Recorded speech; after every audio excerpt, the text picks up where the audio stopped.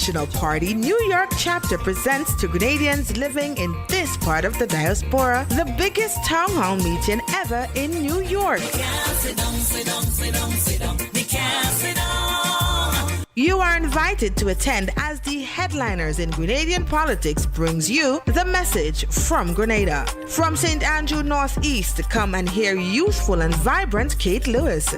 This new national party offers insurance and security of continuity. St. Andrew Southeast will send you a message through Sister Emlyn Pear. Brothers and sisters, nothing will stop this party. Peter David will speak to you with the voice of the town of St. George. Because if you do not have a vision, you will perish. The people of Carriacou and Petit Martinique will lay out their struggles through the voice of the powerful Norland Cox. Brothers and sisters, we are very grateful for the support of the National Party. Dwight Hosford will address and answer all the legal issues. In these times, we are seeing a lot of strange things. Political leader of the new National Party, Dr. the Right Honorable Keith Mitchell, will address you as the party gears up for its 40th anniversary celebration. And look at the numbers of you here. Look at you here, sisters and brothers. You know why you are here? Because you believe in the new National Party and you believe in the development of this beautiful country of ours. So, Grenadians, gather on Sunday, the 27th of October at the Nazareth Regional High School, 475 E 57th Street, Brooklyn, New York, 11203, between Clarendon Road and Ditmas Avenue. The meeting starts at 5 p.m. See you as we gather to rescue Grenada 2.0.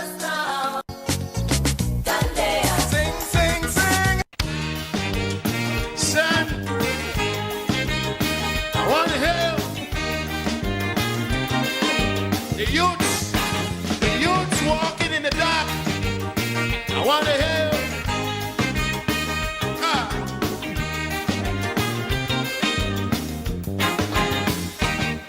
When I was a little fella, growing right here in this land, I used to see the other little fella showing respect to the elder one. But today, around the corner, all of that changed entirely. Today they mashing you, boxing you, pushing, shooting you without saying sorry. Like if we walking in the dark, like if we walking in the dark. As long as man have no respect for man, man how to catch good hell in this land. Like if we walking in the dark, like if we walking in the dark. As long as man have no respect for man, man how to catch good hell in this land. Hey! I wanna hear ya. Let me hear ya.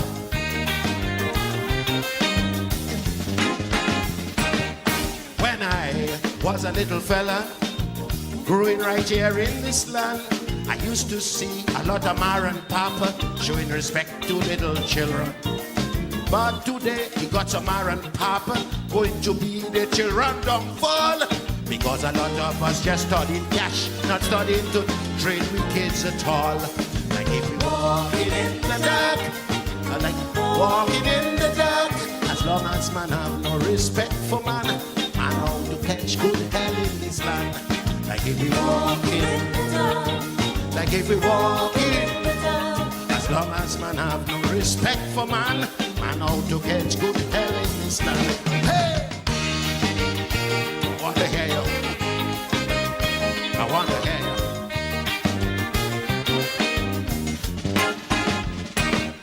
When I was a little fella, growing in my parents' place, just before I go to take my supper, I had to bow and say my grace. But today, he got some little fella, my friend, to tell them come and eat. They would not give thanks to the man above, neither the one that have them on their feet. Like if we walking in the dark, like if we walking in the dark. As long as man have no respect for man, man how to catch good hell in this land. Like if we walking in the dark, like if we walking in the dark. As long as man have no respect for man, man how to catch good hell in this land. Hey! I wanna hear.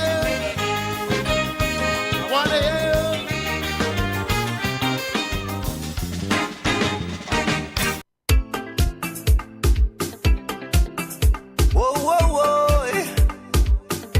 Na, na, na, na, na, na, na. Whoa. Dr. Rod, turn it up for Grenada. Yeah. My land that you celebrate 50. Some call you a little baby. Others say you Johnny come lately. Oh, yo. But they don't know about your history. All the things you have been through was too much for you. Yet you had resilience to stand them. Revolution, intervention, and coup. Yet you produce some beautiful children. This is the land that has famous people like Junior Murray. This is the land, Anderson Peters and Champion Kirani. Land of my birth. Let's celebrate 50, we cannot let off my birth. Let's celebrate 50, it will be great. This is the land, we produce people like the mighty sparrow. This is the land, Randy Isaac Becky, we did a jamo. Land of my birth. Let's celebrate 50, we cannot let off my birth. Let's celebrate 50, it will be great. We don't talk much about your troubles, no, no. You have been through many struggles, that's true. Yet you rose up from the rubbles, yeah, yeah. Proving resilience as a people. Storms and good night to Grenada, Carriacou, and Petit Martinique. Once again, it is time for Talking Points. My name is Sheldon Scott. I'll be here with you up until the 10 o'clock hour. Try to destroy this island. Yes, we're standing strong as a nation. This is the land, let's remember the godfather of this country. This is the land, the right honorable Eric Matthew Gary. Land of my birth. Let's celebrate 50, we cannot let off my birth. Let's celebrate 50, it will be great. This is the land, yeah, Mary Shokit, Mitchell and Deacon. This is the land, some strongly from this island. Land I'm very late today, yeah. 50, we cannot let off my birth. Well, it is a holiday, but I'm here. It would be great, big celebration. Just got to sort out one issue in the background. Celebrate. Yeah, so give me 1 minute, Celebrate. Don't worry, I'll give you back your time. I'll stay until 10:30 tonight, yeah? Celebrate. Whoa, whoa, let's celebrate. Let's celebrate. 50, we made it to half a century. Let's celebrate. Whoa, whoa, come, let's celebrate. Let's celebrate. 50, we made it to half a century. Let's celebrate. Yeah, yeah, let's celebrate. Whoa, this is the land. We have got Felix and Jennifer hosting. This is the land. Maurice Bishop, Howard Blaze and George Prison. Land of my birth. Let's celebrate 50, we cannot let off my birth. Let's celebrate 50, it will be great. This is the land, we have Killer Boys, it all free and squeezy. This is the land, Dash Terra Thunder and Little Natty. Land of my birth. Mr. Lake, King Scholar, Teacher Eddie. Land of my birth. Fallen Ned and Lady Simpty. Land of my birth. Lava Man, who live back and electrify. Land of my birth. I just cannot mention everybody. Land of my birth. All Grenadians just sing this song with me. Land of my birth. Land of my birth. Land of my birth. Land of my birth. Land of my birth. Yes, indeed. 40 years we going strong and getting stronger. It's a celebration, it's a celebration, we love it. The future looking real bright, and we moving on just right. Happy anniversary, NNP. Anniversary, happy anniversary, NNP. 40 years of resilience, progress and visionary leadership. Nurturing hope for a brighter future.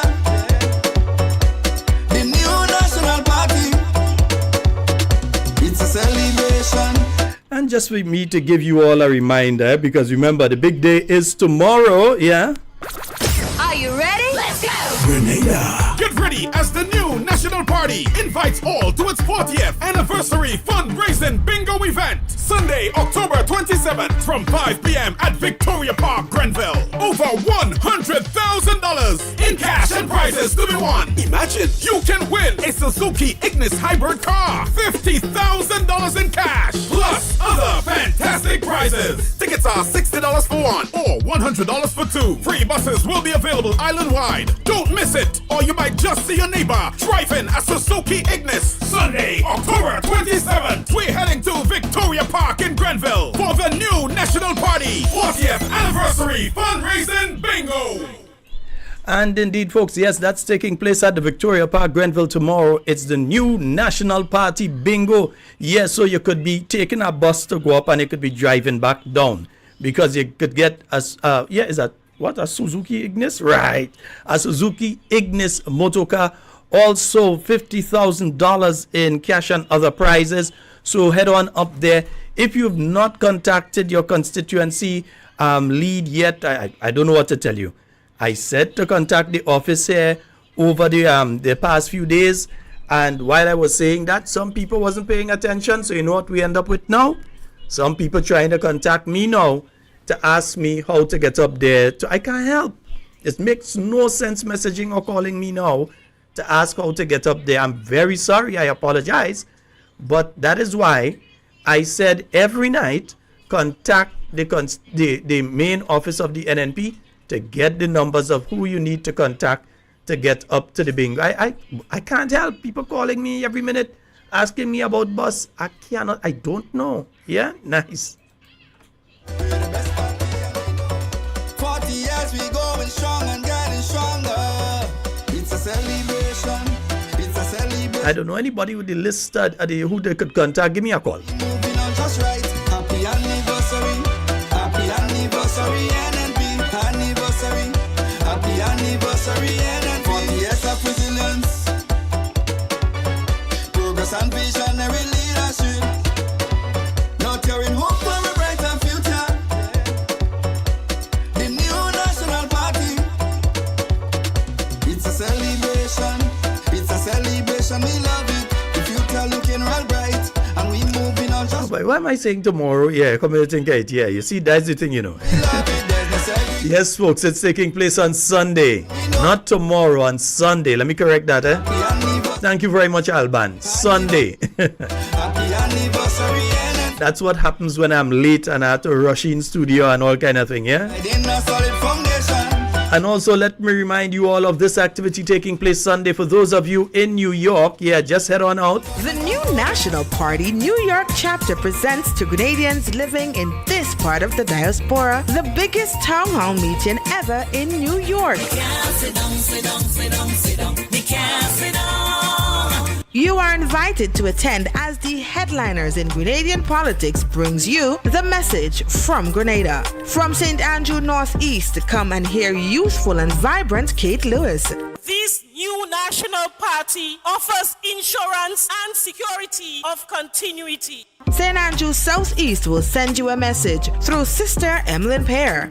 Brothers and sisters, nothing will stop this party. Peter David would speak to you with the voice of the town of St. George. Because if you do not have a vision, you will perish. The people of Carriacou and Petit Martinique will lay out their struggles through the voice of the powerful Noland Cox. Brothers and sisters, we are very grateful for the support of the National Party. Dwight Hosford will address and answer all the legal issues. In these times, we are seeing a lot of strange things. Political leader of the new National Party, Dr. the Right Honorable Keith Mitchell, will address you as the party gears up for its 40th anniversary celebration.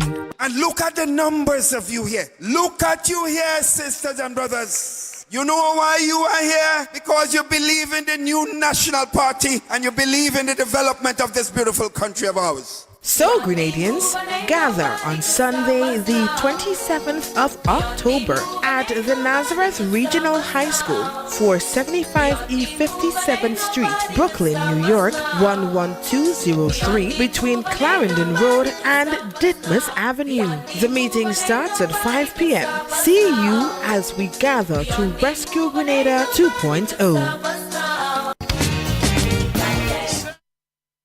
Why I keep having my mic muted and all kind of thing. Yeah, you see, I have Javon in studio with me too. Eh? Yeah, he's throwing me off tonight. Youths walking in the dark.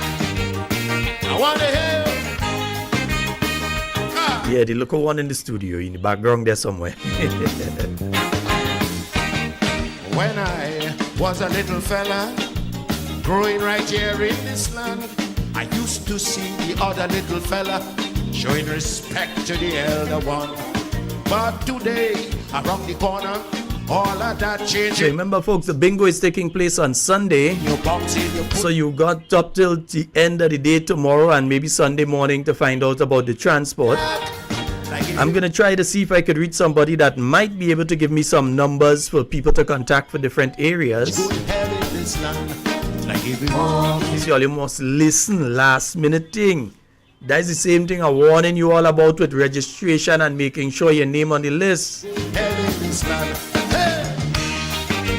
Wait until last minute, we go end up in problems, yeah? So for those of you in New York, you've got the meeting taking place out there. Little fella, growing right here in this land. I used to see. That's going to be taking place this Sunday at Nazareth High, yeah? Today he got some iron papa going to be the children dumb. That's 475 East 57th Street. Cash, not starting to trade. And starting at 5 p.m. Like if you walking in the dark, I like walking in the dark. And then here in Grenada, you've got the bingo. Catch good hell in this land. Like if we walk in the dark. Like if we walk in the dark. Wendy, we going bingo or Wendy? I know to catch good hell in this land. Hey! I want to hear you. I want to hear you.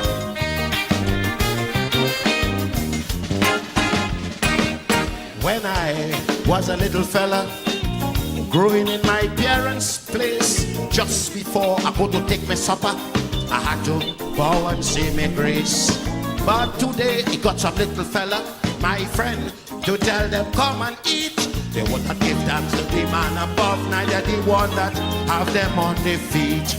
Like if we walking in the dark, like if we walking in the dark. Yeah, I'm still sorting out one or two things in the background here. I know to catch good hell in this land. Like if we walking in the dark, like if we walking in the dark. As long as man have no respect. As I said, I'll stay for the additional time, yeah. So don't go off at 10. We're not going off at 10 tonight. We're not going off at 10 tonight, all right? Yes, we will be staying a little longer than that, eh? Whoa, whoa, whoa. So yes, indeed. Na, na, na, na, na, na, na. Whoa. Let's get cracking, eh? Dr. Rod. So one of the things that has been happening, I recognize that there is a attempt at this point in time to shift focus from something. Yeah, you recognize that the Prime Minister trying to get onto every media house. You recognize that they start the attack on Laco, and I'm trying to understand how they got to the stage of where they are attacking him right now. Because what are you really attacking him on? Yeah? But they start the attack on him and they have his name all over. Laco, you had to talk, bro. You had to talk. Yeah. This is the land. Because what they're trying to do is to actually shut you up, huh? Land. And that's St. Peter's and Champion Kirani. Land of my birth. Let's celebrate. 50, we cannot let off my birth. Let's celebrate. Oh, yeah. 50, it will be great. This is the land. We produce people like the mighty sparrow. This is the land. Randy Isaac, Becky, we said a jammo. Land of my birth.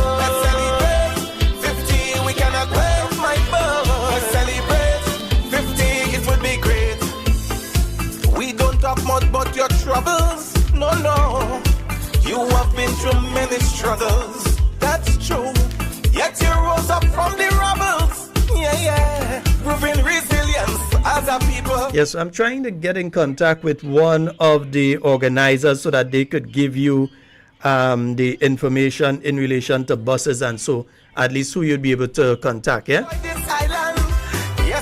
Yes, and good night to you, Rosanna, Anne-Marie, Sherry, and Brandon, Marilyn, Vernon.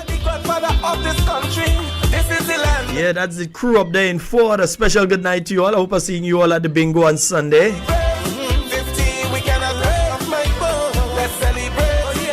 You see, that's why my listeners does listening. You know much people send message and say, Sheldon, you're giving wrong time, you know. You're saying tomorrow and it's Sunday, yeah? Yes, you all have been paying attention, yeah? 50, we cannot wait my birth. Let's celebrate. 50, it would be great. Big celebration for my little island. Let's celebrate. Oh, let us celebrate. Big celebration for my little island. Let's celebrate. Yes, indeed, we're celebrating on Sunday, eh? If we're in New York, we're heading out to the Nazareth Hall, eh? And if we're in Grenada, we're finding ourselves up there at the new National Party Bingo that's taking place in Victoria Park in Grenville. Remember, it started to start at 5:30, so looking forward to seeing you all there, yeah?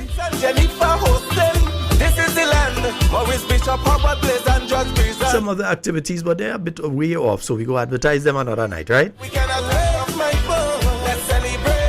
So as I was saying, this attack on Laco, as far as I see it as the NDC attempting to shut him up. I see it as them attempting to keep him quiet, that he should not speak. Yeah? Because what they're trying to do is to taint him so that anytime he speaks, it seems as though he's only speaking because they've been trying to attack him. Yeah? Yes, okay. Hold a moment, son. All right? Nice. Daddy, come in. Good boy. Nice. Right. Yeah. So they have been putting that, and they've been doing that to try and taint him, so that at the end of the day, anytime he comes out and he says anything now, they're going to say he's only saying that because of. Yeah, that's what they're attempting to do. Land of my birth. Land of my birth. 40 years we going strong and getting And we have to go into the we have to go into the information in a short while, but yeah, you know, again, throw off because yes, I believe that he take too long to come out and explain what has happened, because what they are doing now, they are afraid that Jonathan Lacrette is going to speak and say certain things, so they're trying their best to try and shut him up. So even if he speaks right now, it's a case of they've tainted him. So it seems as sour grapes, or it seems as he upset at some level. Yeah, that's how I. There's no segregation. We're the best party and we know it. Happy anniversary. Happy anniversary NNP. Anniversary. Happy anniversary NNP. 40 years and going strong. Providing a solid foundation for the nation future. 40 years of greatness. Development and progress, yeah. It's a celebration. It's a celebration, we love it. The future looking real bright, and we moving on just right. It's a celebration. It's a celebration, we love it. There's no segregation. We're the best party, and we know it. Happy anniversary. Happy anniversary, NNP. Anniversary. Happy anniversary, NNP. Going strong and getting stronger. NNP. Ah boy, when you have to multitask, eh? But Brother Lacrette still come out and speak it. They're afraid of you. They are afraid of you. And that is the only, for the moment, for them to go to George Worm and try to do this big expose and all kind of thing. Even if it is true what they are saying, and you have said that, listen, I will handle this by that point in time, the only reason that they place that in the public sphere, the only reason that they've come out and attack you in the way that they attack you, is because they want to silence you. They are afraid that you may come out and say certain things. So before you pull your gun, they pull theirs. And they now have placed you in a position that when you come out and talk, they'll be able to say, well, sour grapes. He vexed because we expose him. He vexed because there are people sitting in the cabinet of Grenada right now who have done much worse than what Senator Lacrette is accused of. Let me repeat that. If the whole cabinet want to take me to court, do it. Because there are people sitting in the cabinet of Grenada right now who have done much worse than what Senator Lacrette, former Senator Lacrette, is accused of. But you ain't seeing that appear on the front page of George Worm. It is strategic. It is geared towards destroying the gentleman, so that if he speaks, when he speaks, they'll be able to say, well, no, he only speaking now because we exposed that, or he only speaking now because we said that. From information that I see circulating right now, I see information circulating that he has resigned from the constituency branch and he's also resigned from the party. I haven't heard him speak out officially and saying anything himself, but I'm seeing that. 40 years we going strong and getting stronger. It's a celebration. It's a celebration. We love it. The future looking well bright, and we moving on just right. Happy anniversary. Happy anniversary, NNP. Take too long to talk, bro. Happy anniversary, NNP. That's just my view in relation to it, huh? Progress and visionary leadership. Also, before I get into the other areas and so, I just want to mention something. I'd meant to mention it earlier in the week. The Prime Minister has said that the budget will be read in 2025, either January or February. He's not even sure if it will be read in January or February. And he used various examples. He said, well, they just did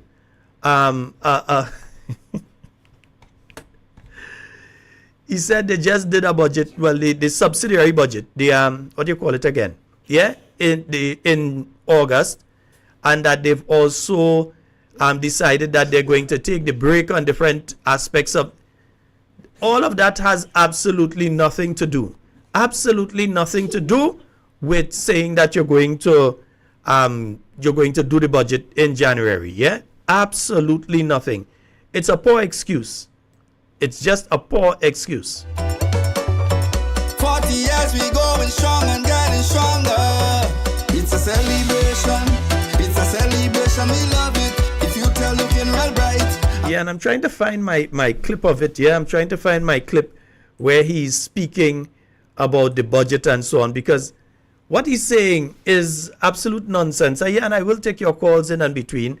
So folks, feel free to call at any point in time. Yes, we have a call online. Hello, good night.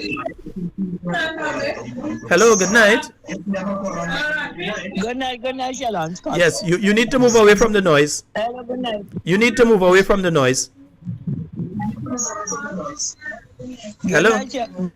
Sheldon, good night. I called to find out about the buses and the Again, I have hold on. I have absolutely no information in relation to any buses, which is why I have been saying on the program for the last week, I gave two numbers. I said to call them between 9 and 4. I have no information. It makes no sense calling me to ask about buses. I apologize, but I have no information. Okay. Yeah? All right, my dear. So let me repeat that again. For those who may not have heard when I started, I have no information in relation to buses.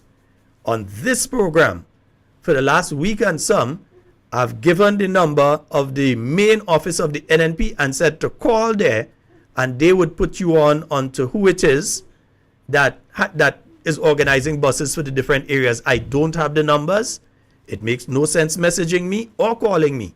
I don't have it. Yeah, I'm just letting you all know. So I do not have the numbers. Yeah. So the Prime Minister was saying that they've done a supplemental budget. Let me tell you, nearly every year you have a supplemental budget around August. Because you have to bring, if you get a loan comes in, the loan has to be accounted for under government account. So you have to bring that in line by the supplemental budget. You get certain grants, different things. You have spending, unexpected spending that comes up. For it to be legal, you have to bring it in line through the supplemental budget that you would do around August, July, August of a year. Right? Sometimes you may make provisions that you don't even end up using. But you make provisions and you bring in line all the extra money, for instance, the CRIF money, all of that. To account for it, they had to do the supplemental budget.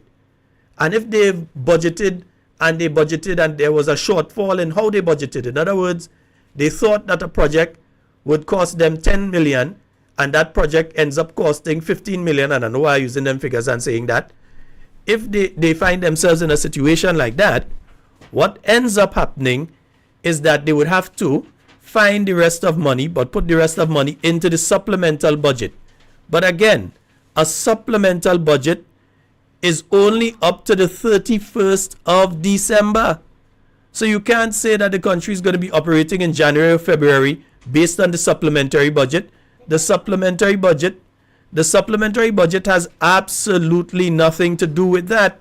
The supplementary budget is up until the 31st of December. The 15 million, for instance, that they gave to the Ministry of Implementation, Transformation, and whatever else nonsense let us call it, and the ministry. The 15 million they gave for the 200 houses, those 200 houses have to be completed by the 31st of December. So the 15 million they gave them is only up to the 31st of December. Any spending in January and so has to be accounted for under a new budget. Yeah? And the Public Finance Management Act speaks to the fact that the budget at least should be sent to the Finance Committee by a particular time. I think it's 3 months before either the end of the year or present year. I need to double check that information. But it also means that the government would be operating technically illegally according to the Public Finance Management Act. But you see, they come and they speak and they say, okay, well, the budget, and we do it. No. Yeah? Because I think it skipped over a lot of people's head because they're thinking now, okay, they just do the supplemental so that money could carry through until January, February. No, that would be illegal. That money has to be spent by the 31st of December. That is when it is for. Yeah? So 2 months before the fiscal year. All right, thanks, my friend. So 2 months before the fiscal year is when that document has to be brought to the Finance Committee of Parliament. So there's a Finance Committee. So the budget document has to be brought there before it goes into open Parliament, as into the House of Representatives, before you have budget day. So the budget document has to be brought into the Finance Committee according to the Public Finance Management Act 2 months before the fiscal year. And the fiscal year starts in January. Yet still you're hearing about budget consultations and so on taking place now. Budget consultations should have been wrapping up now. Not starting off now. They should have been wrapping up. And I'm looking at some of them and I realize there's nobody there. These budget these budget consultations, very poor. It's like no one is interested or nobody knows, or I don't know what is the problem, or just nobody wants anything to do with them. But they are poorly attended. Then the Prime Minister also made the statement, sorry I can't find the clip now, but the Prime Minister also makes the statement that, oh, and we just put in place the measures where we suspended the debt payments and so on. Ladies and gentlemen, children of all ages, that has absolutely nothing to do with your budget. That has absolutely nothing to do with your budget. To say that you're going and do your budget later because they suspend the fiscal rules for a period of time and they suspend the debt payments, and so that is come on. Any economics student right now in secondary school, any economics or business student in secondary school, TAMCC or so, could tell you that that is absolute nonsense. That is not an excuse to say that you're going to do your budget in January or February. He's not even sure if he's going to be doing the budget in January or if he's going to be doing the budget in February. He's not even sure which one he's going to be doing the budget in. And that is a problem. It's a symptom of the irresponsibility of this government and the unwillingness to focus on the laws that surround various things. They continue to break the laws in relation to the Public Finance Management Act, in relation to the Procurement Act, in relation to various other laws. They continue to break them with impunity. And even though we speak about, look, the GDP Act, and then they try to gaslight you into believing that even though they're wrong, they're right. So when I say they attack LACO because they want you to focus on LACO, they want us to focus on LACO because there's something else they hide in. So if they take your attention away, like an illusionist, a person who they say they do magic tricks. When they're saying they do magic, they ain't really doing no magic tricks, What they do is they take your attention away. So they're doing the hand this, so you watch the hands when this hand is doing something else. So they always try to pull your attention away from what they're really doing. And this government is doing that. The Prime Minister come out speak one pile of nonsense, easily refutable. This week, one pile of nonsense. And a lot of people sit there and they take it up. Wow, the Prime Minister songing nice, yeah. But he's songing nice, saying what? He's not making any sense. One moment again. Just JJ. You can have a pen. Right, nice. Yes, you'll have a pen, okay? One pen. Here's one pen. Look at pen. That's the same one I was giving the Prime Minister. Yeah, for him to sign. Yeah, he said by a stroke of a pen. Go ahead, Andrew. Nice, beautiful. Yeah, so what the Prime Minister is doing, silence. What the Prime Minister is doing is taking our attention away from another issue. But next week we're going to discuss what the other issue that is taking our attention away from. We're going to discuss it. Because they're trying their very best. He sound very nice, you know. He sound very convincing, speaking a lot of nonsense. Very convincing. Yeah? Very convincing. So folks, at this point in time, I want to go into a bit of the historical again. You know, on a Friday nights, I do promise every other week, we're going to go a little into the historical and one or two things. And I know that there's several bits. Oh boy, my videos are yeah, they're showing up small. Somebody say it sound like you want to call. Well, if you want to call an election, it's up to him. Listen, we have to understand something. If the Prime Minister wants to call an election, he has all the right and ability to do that. That's up to him. The New National Party as an opposition party, every Grenadian, whether you are NNP supporter or not, has the right and the responsibility to make sure that you are properly registered so that when that time comes, you can make the decision that you have to make. Yeah? Every Grenadian has that responsibility. We need to make sure that we are registered. We need to make sure that our name is on the voting scroll. And we also have to make sure that all those funny looking names that we know for sure are not Grenadians, that those names are investigated. And even names that seem Grenadian, we have to put a face to the name. Don't just focus again. Remember Senator Hosford said it earlier this week. Don't just focus on the funny looking names. Focus on all the names. All. We need to make sure that all the names that are there are ones that should be there and should be on the voters scroll. So folks, and as I said, I'll take your calls in and between. Again, I know nothing about the buses. I'm hoping okay, somebody just messaged me here for St. Andrew Southwest. If you want to contact them for the buses, you can contact them. That's St. Andrew Southwest, 415-5862. Let me give that number again. 415-5862. So for St. Andrew Southwest. So different people, call in. Give me the numbers. Call in and give me a number for your area for the bus, because I don't have it. Yeah, I don't have it. So if you've got the number or it's your number, call in, give us the number, who they can contact. I've been getting calls from St. John, St. David, different parts of St. Andrew, St. Patrick, and in St. George as well. So folks, if you have the number, call in, give me, so that at least I'll be able to say you can call this person or that person. I don't have the numbers. All right? 440-7377, 347-329-3101.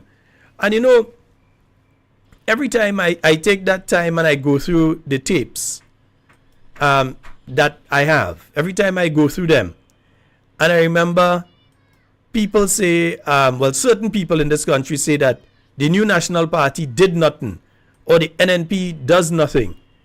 And I go back in the tapes and I see some of what we went through as a people, and some of the developments that took place afterwards, some of the tragedies we went through. It always amazes me. And for instance, let me start with this particular one tonight.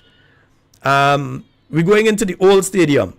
Yeah, we're going into the old stadium tonight. Not the new one. We're going into the old stadium tonight. And let me see. Yeah, you see that boat there's the Lexiana jet that up in Carriacou somewhere in Abbeville, I think, park up on the side now. Yeah, that boat used to be fast, boy. Yeah, right. So that day, the Jet Express. Yeah, you still let the Osprey go and just pass the Osprey like a plane going up.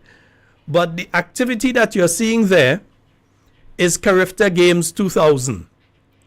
So, the Carifta Games that we had recently were not the first Carifta Games in Grenada. We had Carifta Games here in Grenada in the year 2000. The stadium that you're seeing there is the old stadium, not the new one. That's the one that Ivan mashed up that you're seeing there. All right, so you're seeing some of the races, and so one of the races at least that took place at the stadium at that point in time. So after the 1995 general election, one of the promises of the new National Party was to build a proper sporting facility here in the island of Grenada for the young people of Grenada. That is why now, that is the reason now we can speak of Karani James. That is the reason now we can speak of Anderson Peters. That is the reason now we could speak of Kurt Felix. Because there was an aim and objective of improving the quality of athletes coming out of Grenada. And one of the ways of doing that was to ensure that we had a proper facility here in Grenada for the young people so that they could jump and they could skip and they could pelt and they could run and so on. Synthetic track. One of the first, if not the first, within the OECS here in Grenada. And this was back in the year 2000. Yeah, this was back in the year 2000 that you had the games taking place here in Grenada. Yeah? I wonder, let me see if I could find some more of the games taking place here in Grenada, man. Yeah, I must be able to find some more of the games there. I know I'm finding more of the games taking place there. Yeah, man, the crowd, they looking nice on that side. Yeah, things are looking nice. And Miss Brenda Hood. Yes, that is Miss Brenda Hood. Yes, indeed.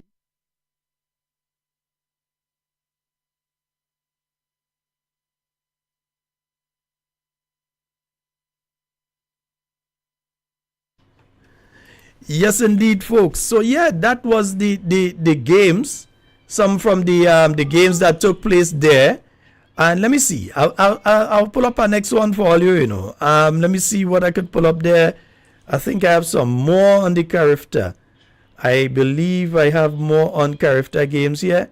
Yes, some more from the Carifta games itself here. So let me see if I could pull that up. Nice, yeah. Happy anniversary, going strong and getting stronger. NNP. Happy anniversary, NNP. Happy anniversary, NNP. Happy anniversary, NNP. 40 years we going strong and getting stronger. It's a celebration. It's a celebration. We love it. The future looking real bright, and we moving on just right. Happy anniversary. Happy anniversary, NNP. Anniversary. Happy anniversary, NNP. 40 years of resilience. Progress and visionary leadership. Nurturing hope for a brighter future. The new National Party. It's a celebration. It's a celebration. We love it. The future looking real bright, and we moving on just right. It's a celebration. It's a celebration. We love it. There's no segregation. We're the best party, and we know it. Happy anniversary. Again, all of this taking place at the old stadium, not even the new one. Happy anniversary, NNP. Every Mondo track that end up getting mashed up and thing, boy, what? Providing a solid foundation for the nation's future. 40 years of greatness, development and progress. And just one of the many activities that took place there. And we had quite a turnout of people coming out to that activity. Let me see if I could find some crowd shots there, man. Yeah, I think I find some crowd shots there, man. Yeah, let me see if I could pull that. Yeah, find some crowd shots there. Yeah, man. Because quite a lot of people came out to those games back in the days. You may see yourself somewhere in between there. Going strong and getting stronger. NNP. Yes, indeed. Yeah, yeah. I'm playing the team song like a team song tonight. 40 years we Hey, look, my aunt, we. getting stronger. It's a celebration. I didn't even notice that particular one. We love it. The future looking real bright. And we moving on just right. Happy anniversary. Happy anniversary, NNP. Anniversary. Happy anniversary. And remember, folks, this would have been 24 years ago. So those children is big people right now, eh? Now carrying hope for a brighter future. The new national party. And again, Grenada was on display at that point in time. So we had a very successful Carifta Games taking place here in Grenada. Yeah, a very, very successful Carifta Games. Because certain people want to give you the impression that the recent Carifta Games were the first Carifta Games ever to take place in Grenada. Popo, nah. Anniversary. Happy anniversary. And 40 years and going strong. We had games before that, yeah. We had Carifta Games here in Grenada in the year 2000. Some future 40 years of greatness. Development and progress, yeah. It's a celebration. It's a celebration. We love it. The future looking real bright. And we moving on just right. It's a celebration. It's a celebration. We love it. There's no segregation. We're the best party and we know. And remember, folks, the phone lines are open 440-7377, 347-329-3101. The anniversary and going strong and getting stronger. And we have a call online. Hello, good night. Hey, good night, Sheldon. Hey, how you doing, sir? Hey, just good, Sheldon. Yeah, man. And for the bingo, for the people in the town of St. George, they could call this number for bus 414-3876. 3876. Yeah, 414. Right. So that's town. Right, for the town of St. George. All right. So we have St. Andrew North to Southwest, and we have town. Right. All right, my brother. How you going, though? I hear that. Ask how are you going? How are you doing? Good, man. Putting the program on, man. Yes, all right. Nice. Wonderful, my brother. Yes. All right. bless. So we're going back in time, day, man. Right, All Very right. good, man. Blessings. Very good program. All right, thanks. It's a celebration. Hey, look, my partner, Brian Griffith. We love it. The future looking real bright. I'm surprised it's not he that was doing the camera work at that point in time. It's a celebration. We love it. There's no segregation. We're the best party and we know it. And I have to go through the full thing because I have a feeling some of the people we speak about now were part of the Jamaican team at that point in time. Yes, and going strong.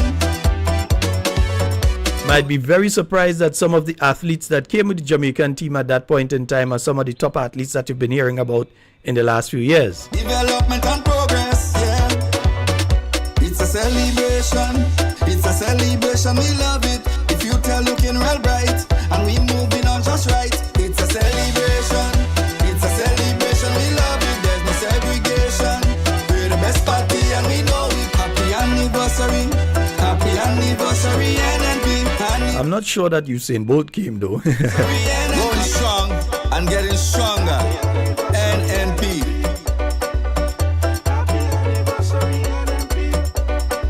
But Grenada did successfully in the year 2000 stage the Carifta Games. And again, you see, remember, there are people who can legally vote right now that wouldn't know that because they weren't alive in the year 2000. They were not even alive in the year 2000. So they wouldn't even know that Grenada staged the Carifta Games back then. Also, we have other things that happened here in Grenada, like this fire. I wonder where this fire was, boy. Only tell me where that fire was. Tell me where that fire take place there. Yeah, that particular fire.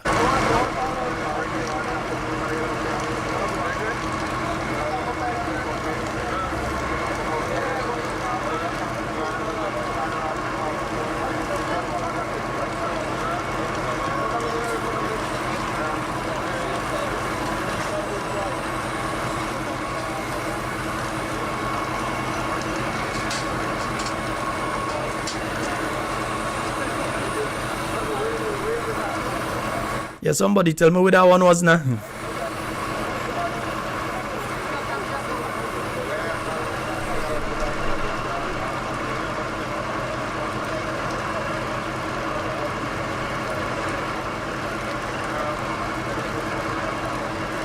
And indeed, yes, for those of you that have not yet figured it out, that was the fire, the Woodland, well, some people say Woodland Sugar Factory, some say the Clark's Court Factory and so on. Yeah, that, I'm trying to remember the year though. That's what, I got the video, but I didn't know get the exact year that this took place. Yeah, that's what I was trying to get, the exact year that it took place. I know that it's the Woodland Sugar Factory, but I can't remember the exact year. Yeah, that's what the information I've been trying to get there. And we see some of these guys long retire out of the service and all kind of thing. One of them, I ain't gonna say much about that. One of them.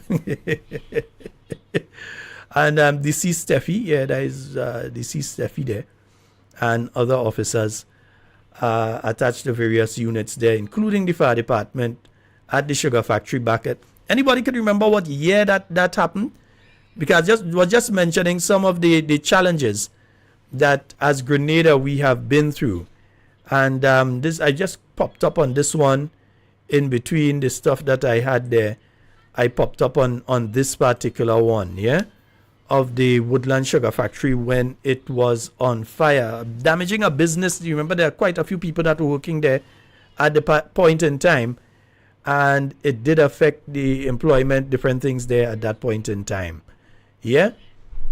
So again, we're going back in time again. I'm trying to remember. Anybody remember the year that took place? Give me a little buzz. Let me know if you can remember what year that particular fire took place, or if you can remember what year this particular one took place. Yeah. Because when they speak like you have done nothing, this is the Grenada Boys Secondary School, and I can tell you what year. It's actually in the year 2005, the year after Ivan, I believe. Yeah, and that's the Grenada Boys Secondary School. Because remember they had several fires there actually, yeah? So that was one of the fires that they had at the Grenada Boys Secondary School. And again, New National Party had to come in to fix and to rebuild and all them kind of thing. It's not just natural disaster that we went through, we went through all kind of thing. Yeah? We went through all kind of thing. Yeah, so the Grenada Boys Secondary School, that was, and if I remember correctly, there were multiple fires. It wasn't one. After a period, you had another fire at another point in time. You had that fire, you had another one at another point in time. Let me see if I could find that one. Yeah, I think that's the next one here. Yeah, I think that is it. The next one again. And to tell you that it is after Hurricane Ivan, you can see the tents that they were using up there at that point in time. And you see how the tents was tents that open out, so the students and them under the baking like how they had them in Carriacou. These tents, at least you roll up the sides and so that at least wind could pass in between. Instead of those like how they had them in Carriacou, they had them children boxing like in a Greek sauna. Can't understand that one, how they could do that to children and expect that people would just leave that like that and nobody would say anything. Yeah? The teachers supposed to sit down inside. They were trying to do sweat and lose weight, catch heat stroke. But at least when the New National Party had that done after Hurricane Ivan, it was done in a way that allowed for ventilation for the children. Yeah, so this was the fire at the GBSS, and you see how the GBSS has been rebuilt and so on right now. You see the work that has been done there, and how the GBSS itself has been rebuilt. Yeah. So I just thought I would share that with you from back in the year 2005. Yes, 2005 is when this particular one took place. Yeah. Mm-hmm.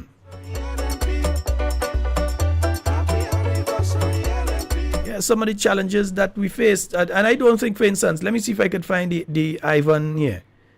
I don't think a lot of people understood what we faced as a nation with Hurricane Ivan. And for some reason, where's the Ivan? Yeah, for some reason I'm not seeing the Ivan, and I know that I have it, but I'm not seeing it. Yeah, but I know that I have it somewhere here. So before I go back to the Ivan, then let me go through the 1999 election campaign, and I'll go through two areas. I'll go through St. Andrew and I'll go through Gove. Yeah, so let's go through the 1999 election campaign. I think let's go up to St. Andrew first, yeah?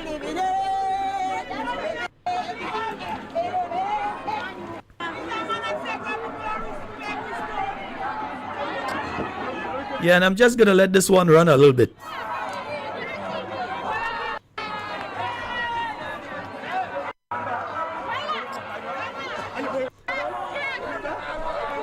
And again, this is the 1999 election campaign. This is in St. Andrew.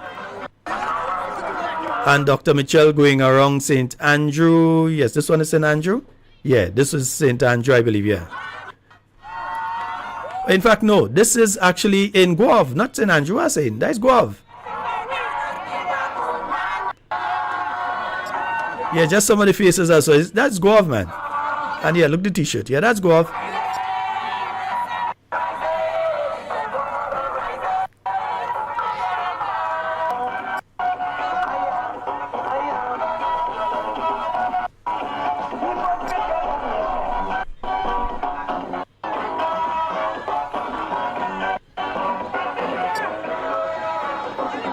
I don't know why I remember that card, that green card that just passed there.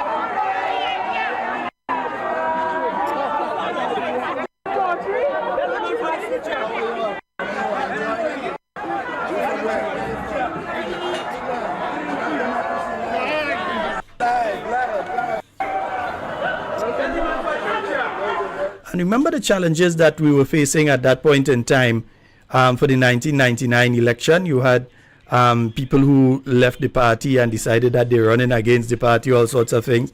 And this was the response in this one of the same people area at the point in time. Yeah.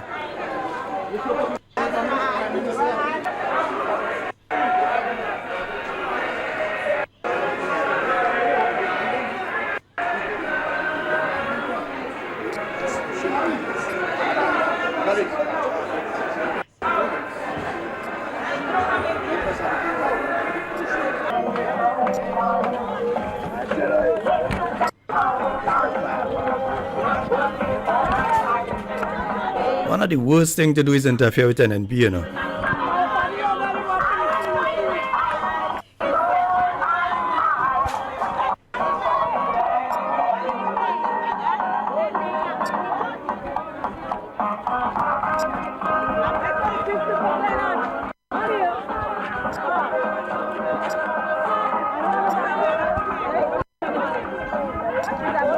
And again, folks, this is one of the walkabouts in Guave during the 1999 election campaign.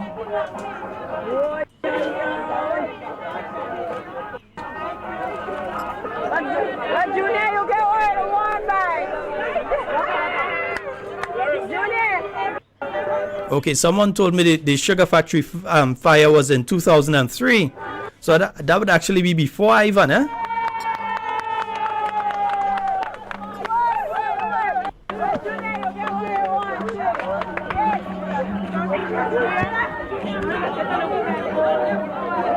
So remember, this is actually 25 years ago. Yeah, 25 years ago.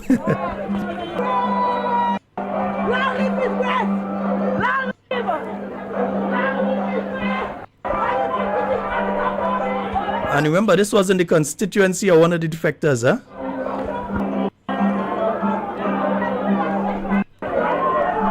They were actually still the MP at that point in time.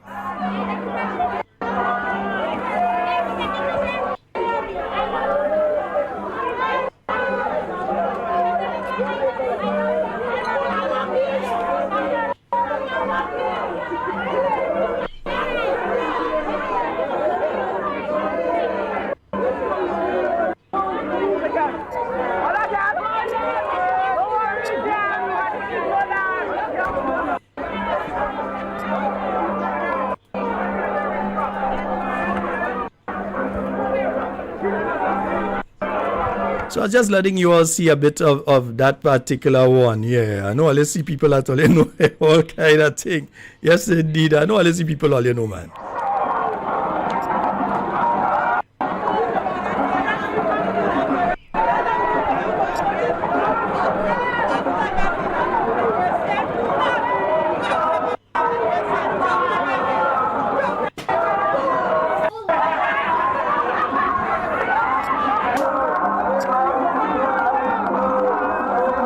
Yes, indeed. And folks, just remember the phone lines are open 440-7377. That's 440-7377. You can call at any time. And let me see what, that was St. John. So let's see what St. Andrew looked like. Yeah, let's see what St. Andrew looked like during that. I think this is more St. John, yeah?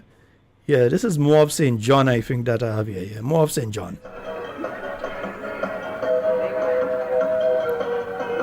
Again, election campaign 1999. We're celebrating 40 years as a party.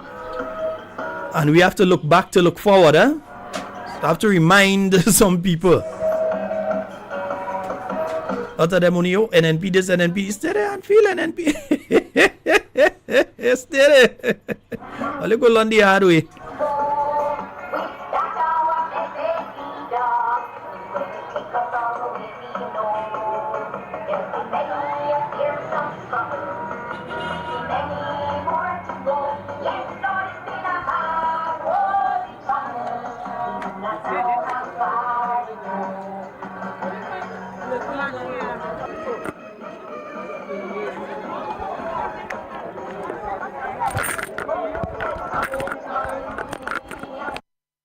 So yeah, folks, I think it's time for us to move to St. Andrew. Let's see, where did we have St. Andrew here?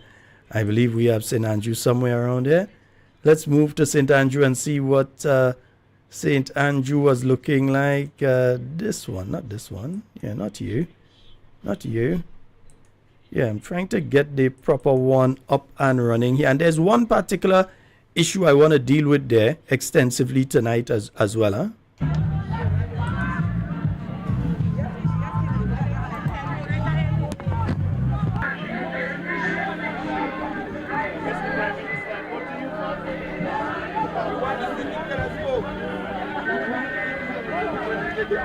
And that's the thing, even the NDC supporters were coming over to meet Dr. Mitchell.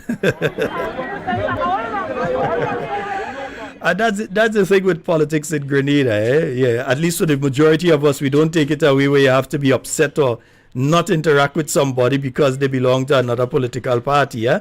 And these were supporters of the NDC in St. Andrews in 1999, in the St. Andrews Southeast constituency.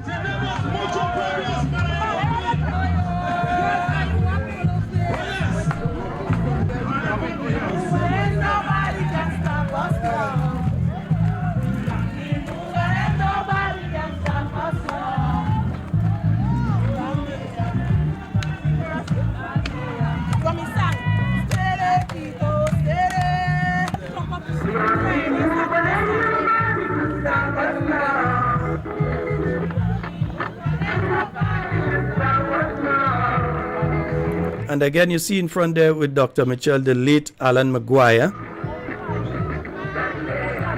His funeral was last week, Friday. Well, the funeral here in Grenada, he has another funeral in the US that will be taking place soon. I'll get some more information for those of you in the US.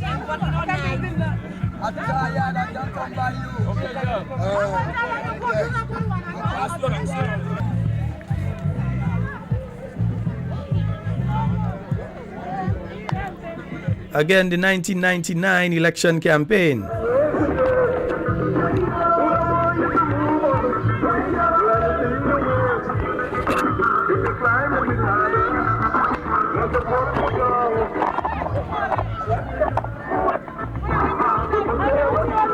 Just remember, the baby in the lady hand, they could vote. These little children, they could vote right now. Eh?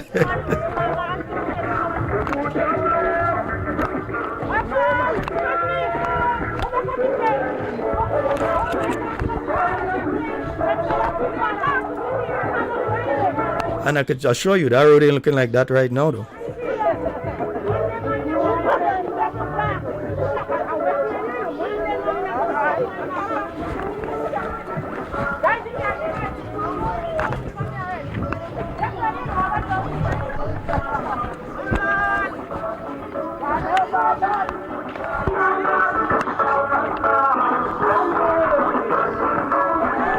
And in a lot of the stuff I've been showing more St. George. So tonight I'm trying to show a bit outer St. George as well.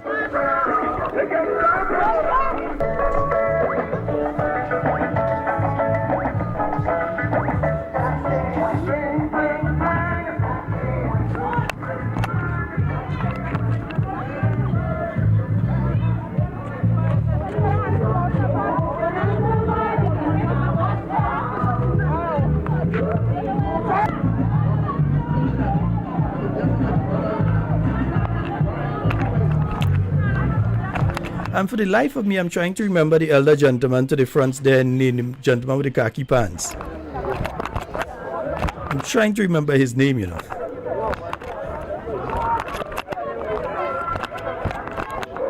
Again, 4407377, that's the number for you to call and get onto the inside of tonight's program. Yeah, we're just taking a look back. We're celebrating 40 years as a party. And Vikas Jeremiah, that is the gentleman's name. All I want you to do, Dr. Mitchell, is make me happy. Mr. Vikas Jeremiah. Thank you so very much, yeah? My good friend. The late Vikas Jeremiah, man.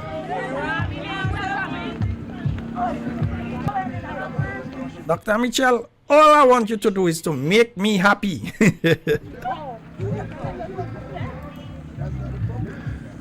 Yes, indeed, folks. The 1999 election campaign, again, the New National Party was able to secure 15 seats for the first time in 1999, a feat that it repeated in the years 2013 and 2018.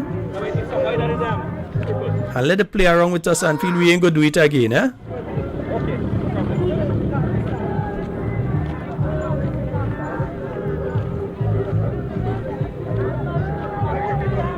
Team New National Party out on the road, eh?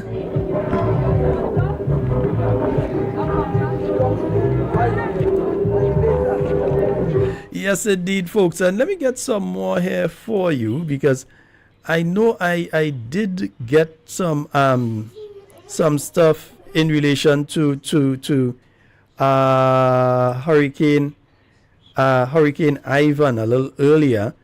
And for some reason, I'm getting stuff, I'm placing it here, and then when I'm looking for it, it's disappearing. And I don't know why that is happening, yeah? I'm placing stuff here, and then when I'm looking for it, oh, I think I know why. Yeah, I think I know why that particular one.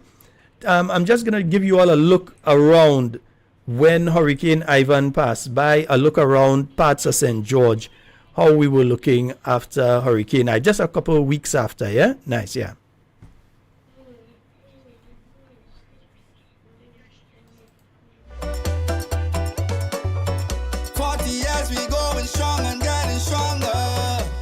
Celebration, it's a celebration, we love it. The future looking real bright, and we moving on just right. Happy anniversary, NNP, anniversary, happy anniversary, NNP. 40 years of resilience. And this was just a few weeks after Hurricane Ivan, when the cleanup process had started and so on. So this was the area around the National Stadium, yeah. It's a celebration, we love it. The future looking real bright, and we moving on just right. It's a celebration, we love it. There's no segregation, we're the best party and we know it. Happy anniversary, NNP. Yeah, let her go ahead and juke NNP. They go find out, man. NNP never do nothing, yeah. For those who were not born yet or were not, this is outside the National Stadium after Hurricane Ivan. For those who give you the impression that nothing was done and so on, this is the same place that you go and they're having sports and so right now. Yeah, this is the same place right now, eh? We love it, the future looking real bright, and we moving on just right. It's a celebration, They gathered all the galvanized in the area outside there, and then you were able to move that out. Happy anniversary, NNP, happy anniversary, NNP. Going strong and getting stronger. That structure would have been the old stadium that was destroyed by Ivan.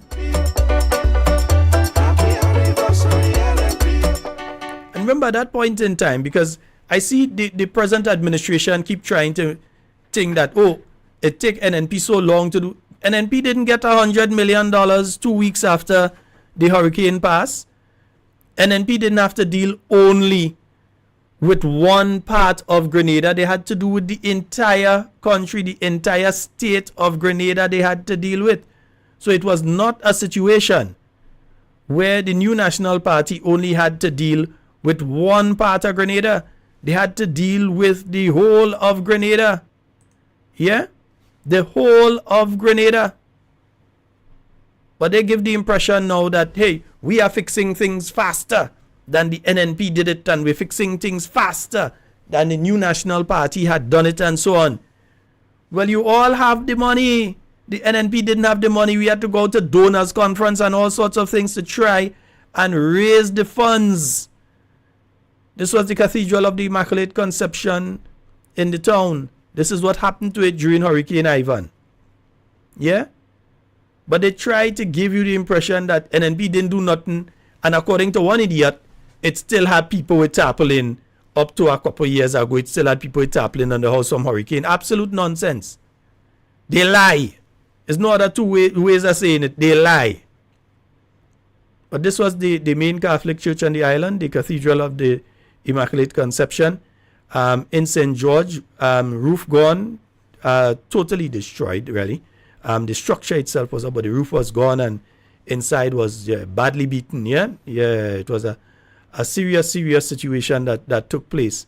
So if anybody tried to give you the impression that Hurricane Ivan was not a bad hurricane, or Hurricane Ivan didn't do much and NNP take long to fix the place, this is what Hurricane Ivan, there's not somebody went and do this, you know. This is the hurricane that did that to that church.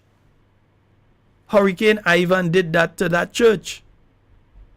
So it is not a situation that was and NNP didn't have no set of money put aside and say, well, okay, that's the hurricane money.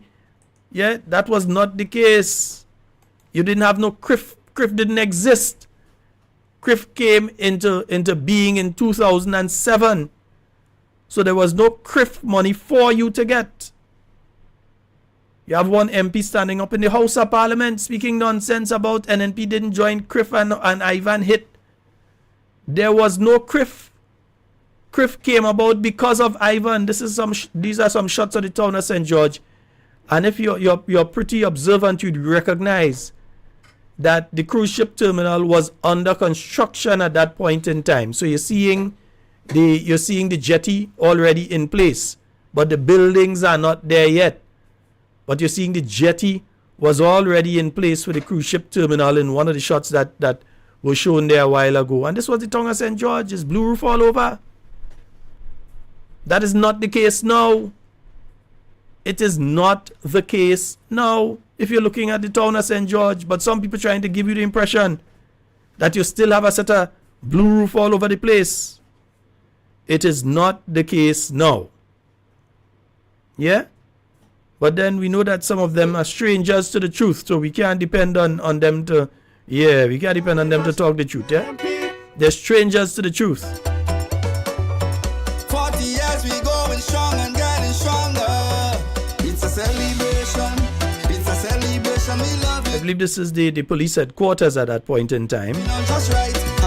Remember, Grenada and the Lower Caribbean had not faced a similar hurricane for many decades.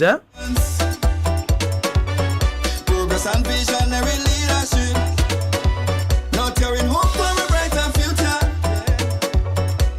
The new national party. Listening to certain MPs, you may believe that these places still looking like that right now. You might have the impression that those places still looking like that. No, ain't it? Yeah. It's a celebration. We love it. At the Presbyterian Church on Granitang Road. Happy anniversary, NNP, anniversary. Again, if you don't know and these people speak to you, and remember, I believe that a lot of what they're saying are not geared towards people my age. It's not geared towards people who were alive during this time. It's geared towards people who are first-time voters coming to give them the impression, don't support the NNP never do anything. Because these young people did not live it. They were not around, so they don't know. Which is why we have to come back and show them things like this and bring back things like this to show them. Because they were not around. They don't know what took place when the Presbyterian Church come over the hill and end up down at the bottom. The majority of the church blew. The only thing saved is the organ and the spire with the clock on it. Yeah? That was the fire station. You're talking just a couple weeks after the hurricane. So they didn't even put back on the roof on those buildings yet. All of this was done by Hurricane Ivan. So when people try to give you the impression that either Ivan wasn't as bad as what Beryl did to Carriacou, that Ivan didn't do as bad to us down here on the mainland. We did not have any CRIF money at that point in time. I remember the Prime Minister having to go to Washington, D.C. And these were the tents here of the Trinidadians that came, the CPEP people. They came and they were assisting in cleaning up, and so they were based in Tantine. And they were assisting in the cleanup. So they were helping to clear different areas. They were helping to clean different areas and so on. And they were based in Tantine in those tents. Right? They came up with, I think, they came up with long tobacco and all kind of thing as well. And they were assisting Grenada in cleaning up different areas, opening roads, different places and so on. The Anglican Church. Yeah, all of these places were destroyed by Hurricane Ivan. All of these places. So when people try to give the impression, that nothing happened, yeah, that nothing happened, you have to show them these things, yeah, you have to.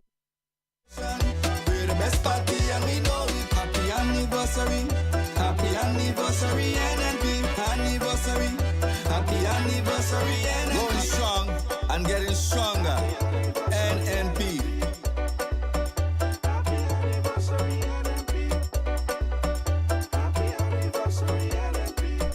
You see, again, and I keep saying, I'm showing these things because there's a generation of young people born after this that never saw this. Up to this day, they never saw this. Some of the television stations, they were damaged so significantly that they lost their footage prior to 2004. They lost their footage and their records from prior to that. And many of them did not take the time to capture a lot of these types of footage of what was happening around Grenada. Yeah, a lot of them didn't take the chance to do that. New national party. It's a celebration. It's a celebration. We love it. The future looking real bright, and we moving on just right. It's a celebration. It's a celebration. We love it. There's no segregation. We're the best party, and we know it. Happy anniversary. Happy anniversary. Anniversary, happy anniversary, and 40 years and going strong. Providing a solid foundation for the nation's future. 40 years of greatness, development and progress. Yeah, it's a celebration. It's a celebration. We love it. The future looking real bright, and we moving on just right. It's a celebration. It's a celebration. We love it. Segregation, we're the best party and we know it. Happy anniversary, NNP, anniversary, happy anniversary, NNP. Going strong and getting stronger. And can guarantee you that these are no longer school children. I know that for sure. They're probably teaching now, right now, sending or have their own children going to school. happy anniversary, NNP. Because that would be 20 years ago, yeah? And folks, the song that you keep hearing on repeat there is the theme song for our 40th anniversary, huh? So this was in the town of St. George, in the middle of town there, yeah? And as you can tell from the video a short while ago, on the other side, that you did not yet have the cruise ship buildings, the buildings built there. The jetty was there, but the buildings were not in place yet. Yeah, nice. Let me see if I can take a call here. And the new National Party had done it and so on. Hello, good night. Hello, good night. Hello, good night, Brother Scott. Yes, sir. Go right ahead. So, you need hold on. Before we take the call, you need to lower the volume in the background. We can have a conversation if you have that noise in the background. this is what happened. Hello? Hello? Yeah. Right, nice. Go yeah, right hello? ahead. Yeah, go ahead now, yeah. But sorry to sidetrack a bit. I just want to find out something. Last night we was listening to news clip and was Iran, what's my name again? Mr. Iran, the man from the ministry, was on TV telling Grenadians that all the teachers get paid by now, but that is not true, sir. Well, because I have family who is teachers, and they say often now they don't get no money, and they're telling them that if they go and put anything on Facebook, they'll be brought to the integrity. Well, no. Well, let me tell you this, huh? These people are lying. We all know that they are lying. The Grenada Union of Teachers, from what I'm picking up, have their own actions that they will be taking very soon to address this matter. My only thing is that if it was the NNP, the actions taken and the time frame in which those specific actions were taken would have been much shorter. The fuse was much shorter during the period of the new National Party from how the fuse is now. You understand? Okay. So it is, you're correct. It's absolutely not true. There are many who have not yet been paid. Yeah, and now they're trying to scare them into not talking. And just one more thing before the news. I was listening.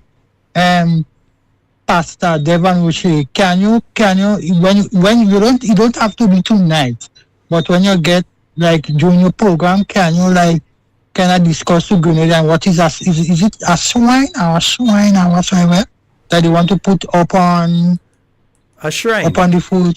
A shrine. A shrine. No, a shrine. Hello. Listen to me. A shrine. Yeah? A shrine. No. SH. There's the shrine. Yeah? So, Dory, I'll get to it. No problem. All right, then. Okay, all right, thanks. Yeah. 4407377. Yeah, we'll deal with the shrine thing, but not right now. Yeah. Also, I wanted to also show you all this. Yeah. And I was actually at this press conference. I was actually there at this press conference. Let me let you all hear a bit from this one. And I don't know why I'm not hearing. A significant portion will be available. And this is the press conference after Hurricane Ivan. Secretary Kofi Annan informed today that Grenada was going to be receiving significant support through the United Nations body for technical and other forms of development in our country. I think a figure of $25 million was already being discussed by his representatives in the region. I consider this a significant package as far as the United Nations is concerned.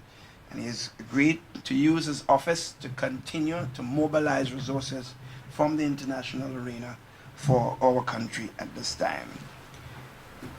So, Dr. Mitchell, mean that other people were trying to help Grenada just out of the goodness of their heart? Because this Prime Minister said they're only helping because it's only because of him that they're helping and they're traveling and all sorts of things. He says only because of him they're helping. But I know that you had, let me see if I could find them here. You had different people that came to Grenada. Remember, I often speak about the fact that I went around with a group of people. Well, today I actually found a video of the people that I went around with. Let me see if I could get some of that efforts here. Also. Finally, I do want to make the point that from our friends in Trinidad and Tobago, we have several of them here this morning, and I cannot find words to express the appreciation of the government and people of this country for the enormous outpouring of support from the entire population of Trinidad and Tobago. This has been so throughout the Caribbean islands.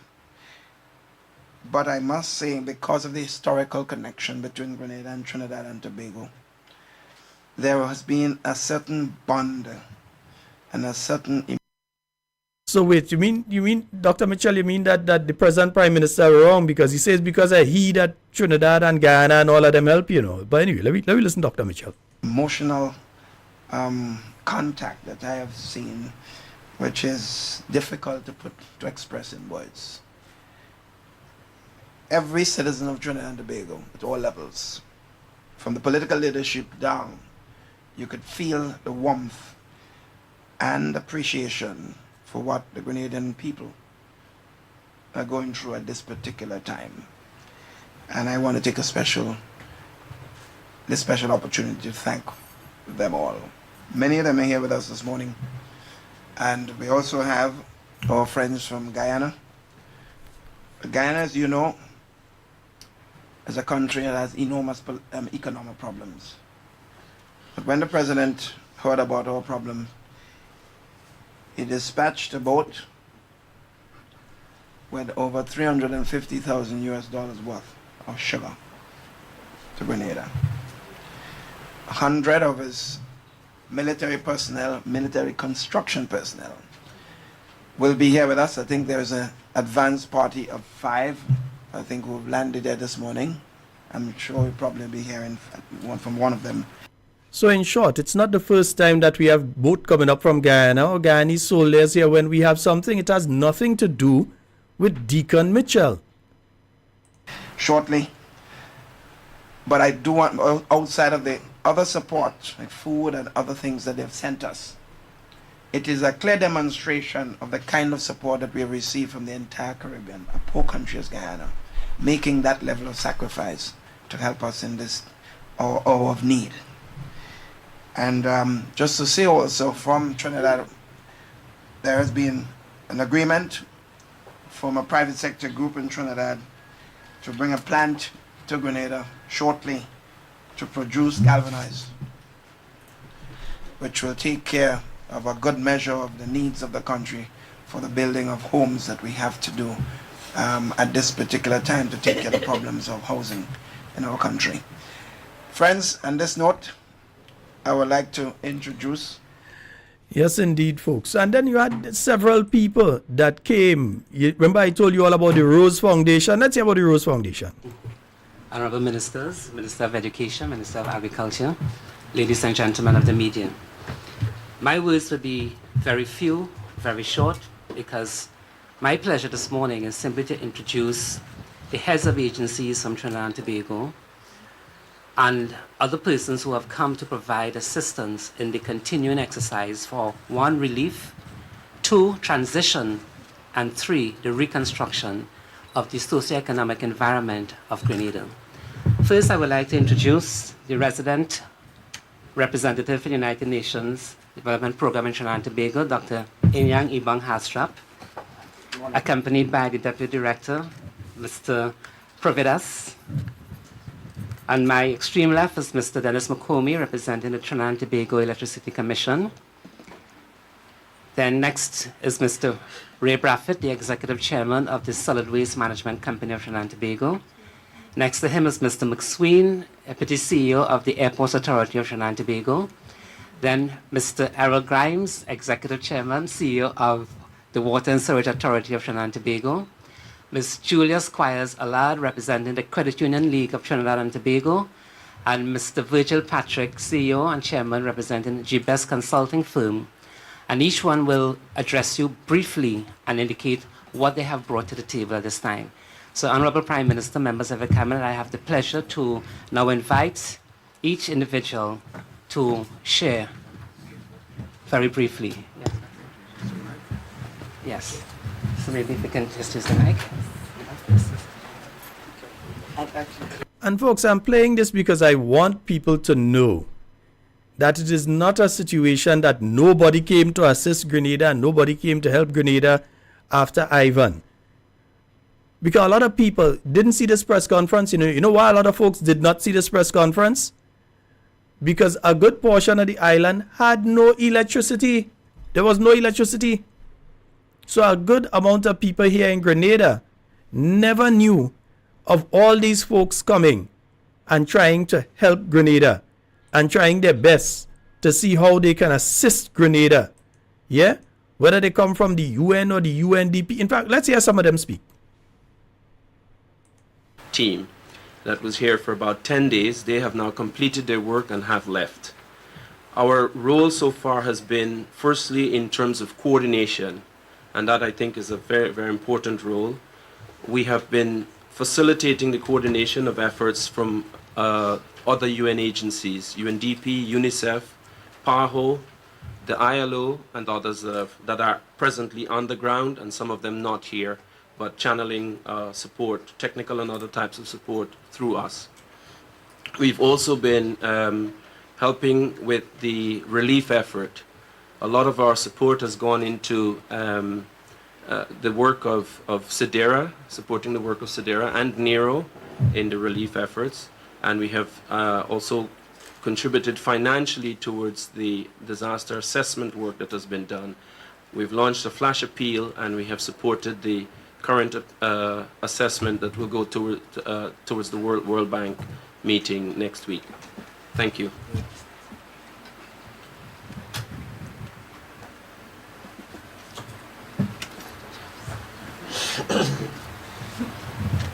Good morning. Honorable Prime Minister, Ministers of Government, the media, friends all. Ray Braffett, Executive Chairman, Solid Waste Management Company of Trinidad and Tobago. Our role here will be to provide support for the Grenadian community in the form of networking and the environmental support cleanup that must be done. Personally, I am saddened by what the end product is, what we are entering to meet. Because if it is not handled as quickly as it ought to, then we have another kind of social problem in the Caribbean. Our proposal will be to mobilize 100 of our seasoned people working in our powerful social intervention program in Trinidad, which is called CPEP.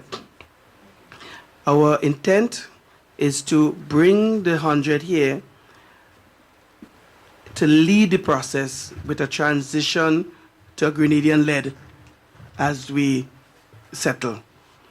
We'll be bringing support equipment such as a backhoe, pickups, cotton saws, and the necessary support tools. But one of the interesting things that I want to share, Mr. Prime Minister, is that from the 100, we had almost 400 volunteers. So we had to do an interview process to select the 100 to come. And what we did is that we looked for a basket of skills: plumbing, electricity, welding, masonry, carpentry, including culinary skills, to make sure that we bring no pressure on the Grenadian system when we're here.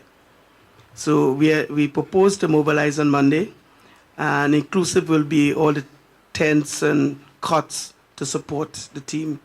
We'll be located. Yesterday, Mr. Prime Minister, you were in my country and I was in yours, and we have agreed to locate ourselves in Tantine. And we have worked with the Trinidad and Tobago Army and with your representatives to identify the appropriate place. So hopefully out of this interview, we will be dealing with some of the logistical aspects we need. So on behalf of SIMCOL, on behalf of CPEP, Mr. Prime Minister, we are delighted. Our people are anxious to be here to support your effort. I must add the spice in the occasion for Grenada. And that is, we are bringing 100, but we are engaging 200 Grenadians to work alongside the team. So it will really be a team of 300 people, 200 from the Grenadian community and 100 from Trinidad and Tobago, plus another 10 or 15 to deal with some of the administrative support. So we'll be here from Monday, Mr. Prime Minister. Hopefully when you return on Tuesday, you will come and say hi to the troops.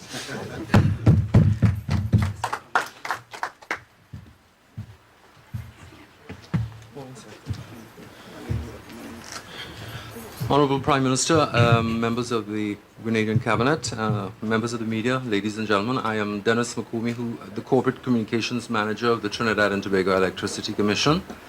And I bring you greetings and best wishes from the Chairman, management, staff of all of the electric family in Trinidad and Tobago, and indeed the people of Trinidad and Tobago to the people of Grenada. Following Ivan's devastation on the 8th of September, an appraisal team headed by the chairman of TNTEC, Mr. Devanan Ramlal, and several other senior executives of TNTEC came to Grenada on the 21st to make an assessment and an appraisal of the situation and the needs and requirements of the people of Grenada at that point.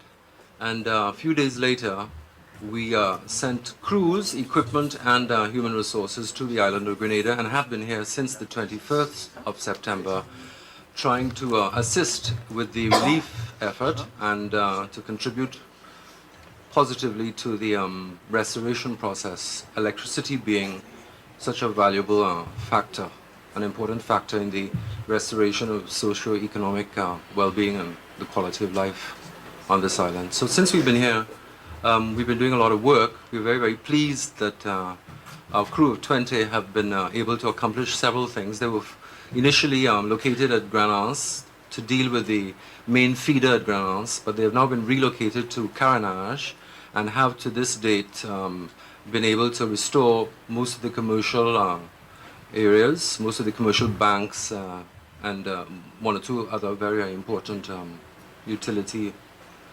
buildings, etc.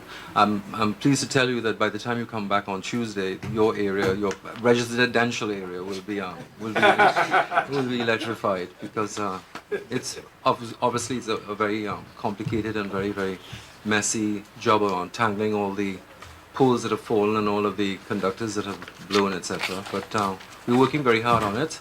Today is the first rest day actually for the crew that have arrived here since the 21st of September.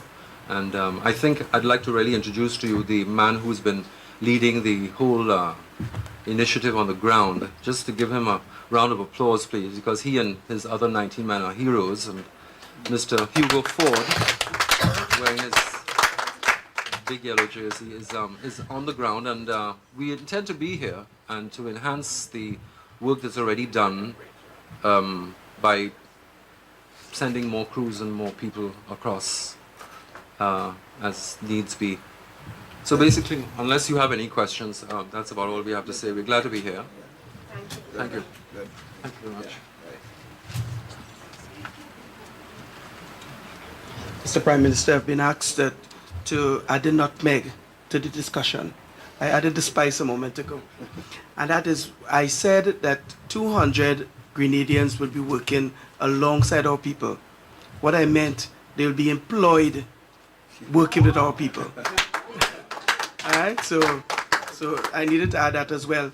We will do a regular Monday to Friday schedule, but half day on the Saturdays, our team, the 100 from Trinidad, during the week they will select a special site to go and assist, either home for the aged or a children's home. So on Saturdays that they'll concentrate on that.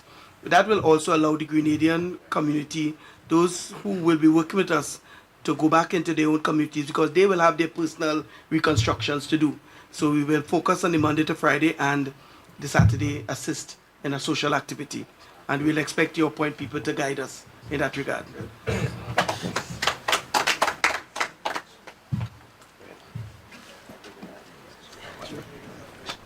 Yes, folks. So that's just some of them, there are others, I could put on others and let them see it, like for instance, needs of the airport, other than the food supplies that we are going to be providing in terms of food and water and some other supplies that they've identified. And this gentleman is the head of the Airports Authority for Trinidad at that time.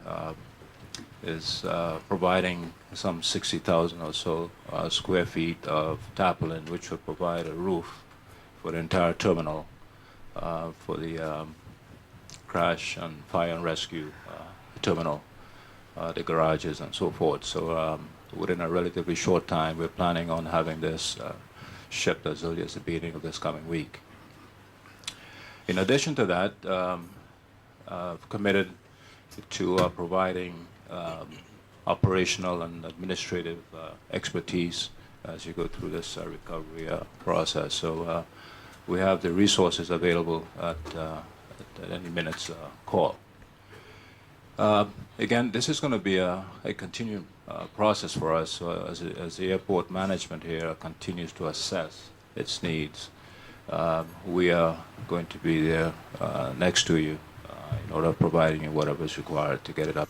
We ain't in that kind of talk now, but the Prime Minister is still talking as though he's doing the best job out of everybody, isn't it? Yeah. It's very difficult to get a generator for Grenada because they operate on 220 volts.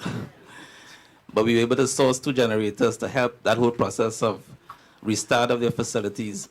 And we have a continuing relationship to ensure that that water supply continues to operate, remains portable, and is available to everybody. And I must tell you that the people in Grenada working at NOWASA have done a lot of the work, and we have provided a lot of the support. And we have been liaising closely with Mr. Clef, Mr. Arnold, senior engineers and managers in the authority, and Mr. Hasbanzia, disaster relief coordinator. Next week, Tuesday, we'll be sending a fully, we actually built a full container because we find lodging is a problem here. That'll be self-contained, air-conditioned with computers. Simple things like paying salaries is the problem because you don't have no machinery to get it done. And we're also sending a crew to work directly with NOWASA, restoring the offices in terms of electrical rewiring and roof repairs. And that will be in train. So we're moving to phase 2, and that relationship will continue. As a matter of fact, it goes back personally with me, with the Grenadian, other people. We all have a network within the Caribbean. Prime Minister, we're here for you.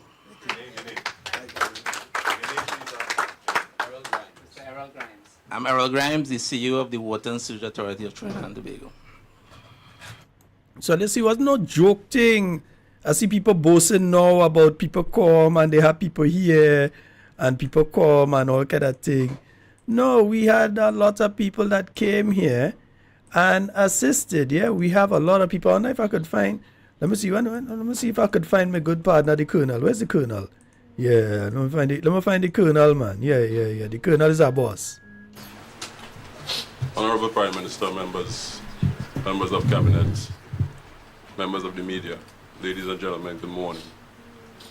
Starting as early as the 9th of September 2004, elements of the Trinidad and Tobago Defense Force deployed to Grenada to assist in the restoration effort.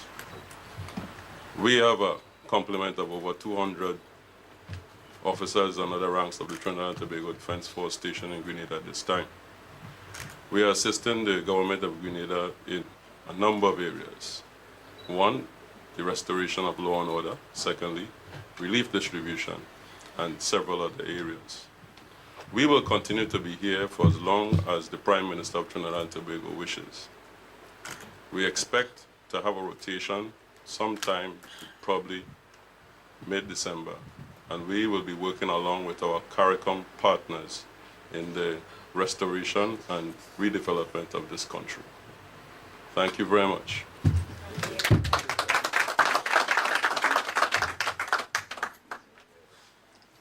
As I hand back the conference to the Honorable Prime Minister, I just want to say 2 things.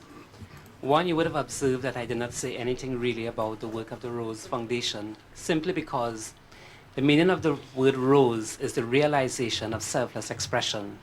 And therefore, we do not really promote the work that we do, but we prefer that people experience and feel our presence. We're very focused on capacity building, poverty reduction programs, small and micro enterprise, training, character education, true family values, youth programs, etc. Much of what we have done on the island to date, I will not want to disclose at this time.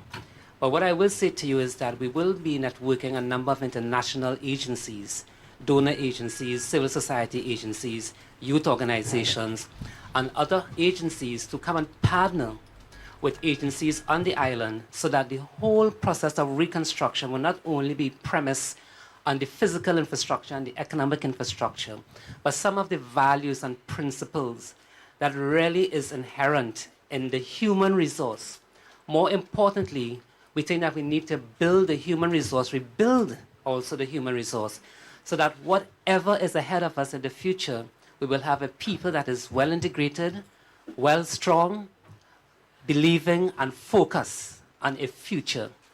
I also want to say that the island of Grenada, it is not a common known fact that in 1777, when the Spanish gave permission to the French to colonize the island of Trinidad, the first French settlers came from the island of Grenada with their slaves, and thus began the development of Trinidad. So in a sense, almost 500 years later, we are returning to engage in a process of growth and development. And it tells us about the irony of life. It tells us that never forget your past. And I want to leave this quote with you. The past is the foundation of the present, and the present is the window of opportunity for the future. As long as we stay connected, we shall indeed be the people that God intended us to be. I thank you very much. Mr. Prime Minister, and I'll hand back to you. And that very philosophical note, I don't know if I can add any other further statement. Yes, indeed, folks. And folks, remember the phone lines are, oh boy, I had the WhatsApp line closed, but the phone lines are open. Give us a call at any point in time. But you see, remember, again, a lot of folks did not see this before. They've never seen this before. Hey, and copyrighted, only use my thing, again, only a Junior George. Unless if here's Jenny. Jenny could use anything from me. Yeah, Jenny could take anything she wants from me.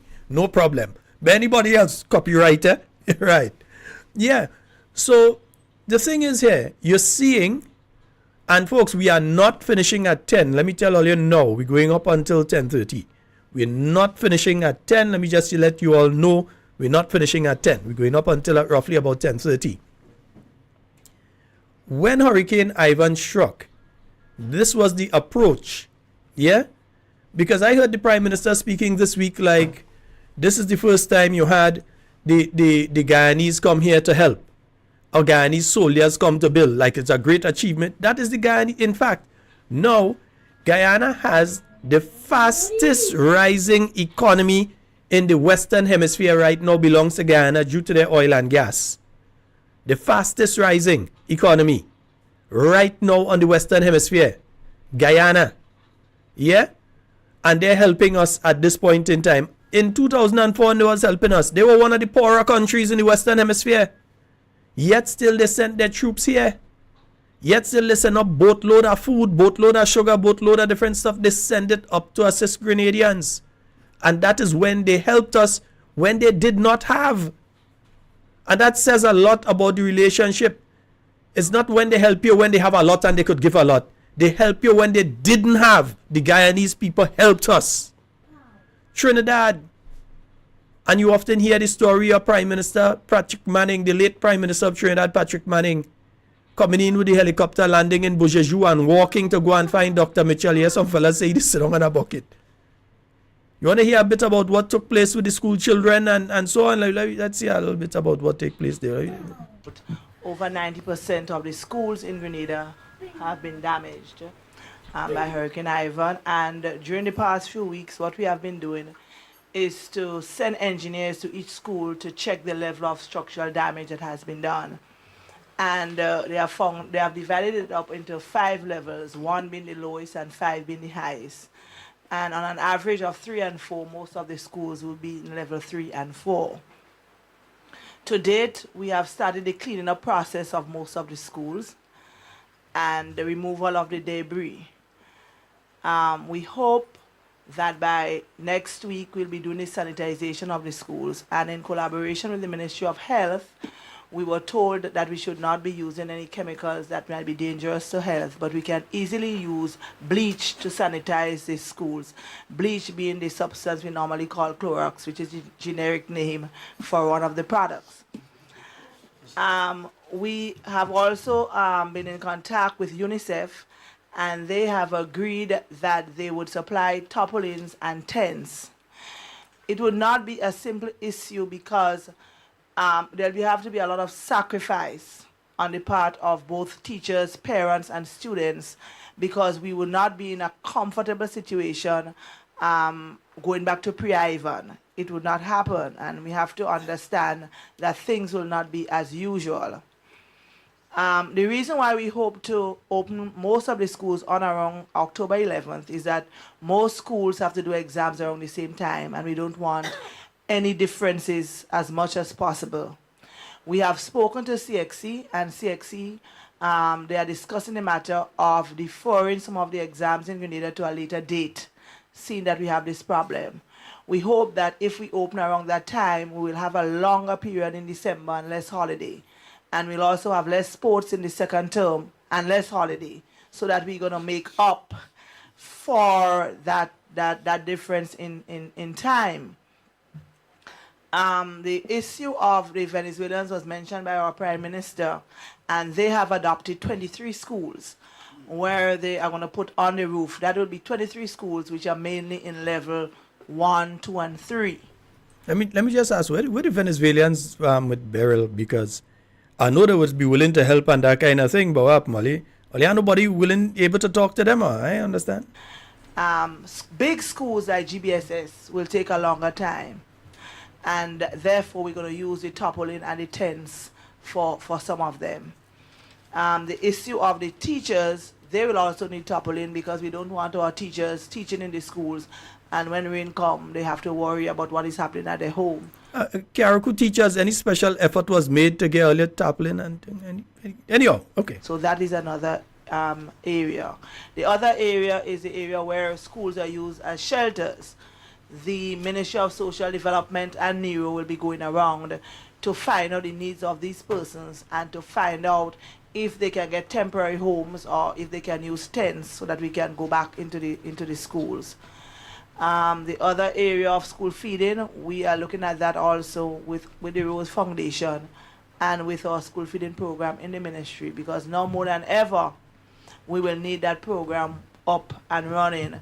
And where we did not have the majority of students wanting school feeding, we might have more. And in this system, we have about 30,000 students, which make up primary, secondary, and pre-primary.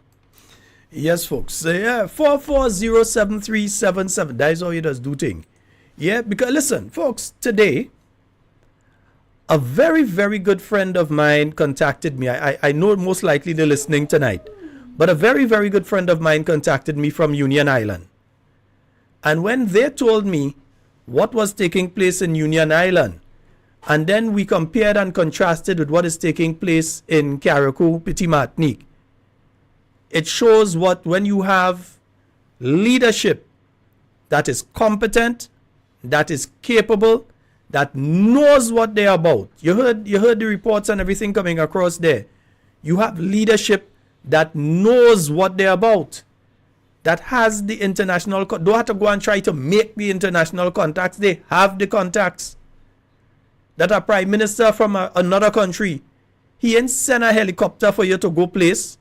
He take a helicopter and he come and look for you because he find he can't contact you. That is what Patrick Manning did. This prime minister boasting about the St. Lucian prime minister who going to lose the next election anyway. But the St. Lucian prime minister sent a helicopter for him to be able to go to Carriacou.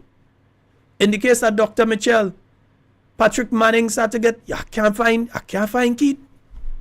He take a helicopter and he came into Grenada and walked to go and find Dr. Mitchell. You see the difference? Ain't sending no helicopter down and I ain't come with it to come and see what's going on. Patrick Manning came. God bless his soul. Yeah? That is the difference. That's when you have those connections. That's when you have those relationships. So right now, here are some of the things that the people in Union Island getting. The people in Union Island are still getting daily meals by World Kitchen or whatever they call themselves. These people and so, or Nemo. They're still providing daily meals to the people who are on Union Island.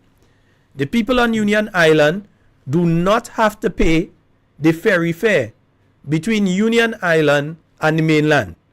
So that is free. The government is providing free transportation between Union Island and the mainland for all the Union Islanders. You ain't hear that up for Carriacou people, eh? but they're providing free transportation. So the people from Union Island could go to the mainland every day if they want and come back. On top of that, the Vincentian government, remember, we ain't talking about them get no CRIF payment of over $100 million in 2 weeks. Yet still, they have already repaired schools. They have repaired quite a significant number of homes. Those that are you just lose a roof and so. And now they start working on the others that were totally destroyed. Yeah? All of that is taking place in Union Island right now. Union Islanders were getting free diesel for the generator. So they did not have to go and buy. The government was giving them, up to recently, free diesel for the generators. The government of St. Vincent is paying the rent for Union Islanders who are staying on the mainland. So you go on the mainland, St. Vincent, you find a place to stay. The government is paying the rent for 1 year for those people. Carriacou people, what they get? Somebody tell us what Carriacou people getting again? They didn't even want them going to Chinese houses. They didn't even say, well, come down in the mainland, and instead of paying rent, we go put you all in some of the houses down here. All kind of titivation and one story from one story from the other. Yeah? This is what you have when you have proper leadership. People who know how to lead. Let's go back to the year 1999 again. I've shown you footage from storm surge before, but I've shown you footage in town. Let's move up to St. John this time.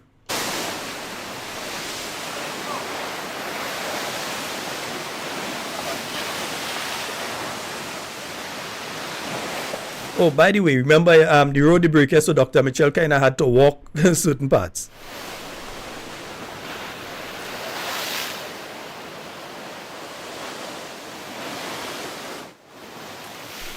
Again, the year 1999, Tropical Storm Lenny, that would be November of 1999. I've shown you previously the destruction around the town of St. George from Tropical Storm Lenny. This is what went on further up the west coast heading to St. John.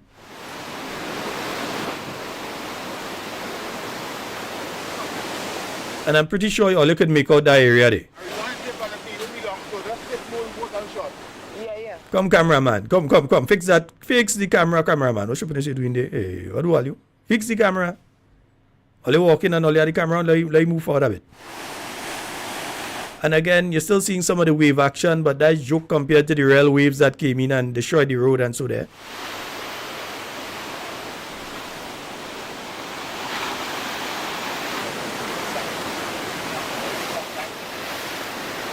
And we see that the late Royal Titus.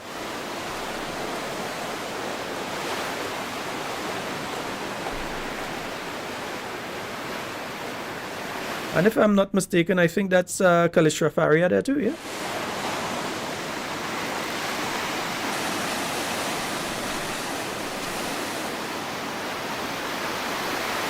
And this is what used to be the road heading into St. John. I think this is the Palmis area, if I could remember correctly. Oh, this one was heading to Palmis, yeah.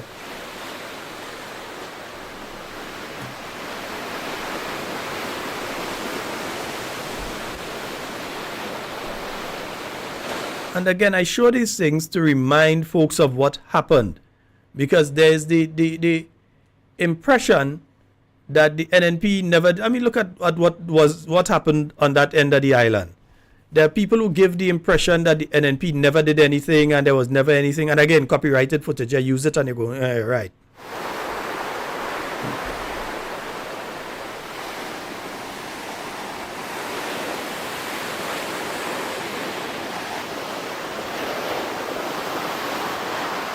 Name did I call a while ago outside of Calistria? I'm trying to remember if I said the right name, you know. I hope I didn't say Royal Titus. It's not Royal, you know.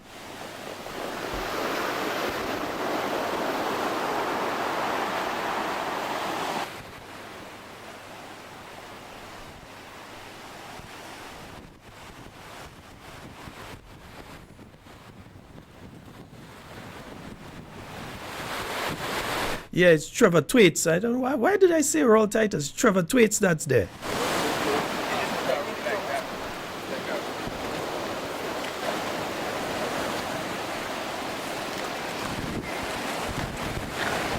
And I said it and then I watch and I say, wait, no, wait, just see, Roll wasn't on that one. I know I said Roll, because Roll is in the next one I'll play in a while.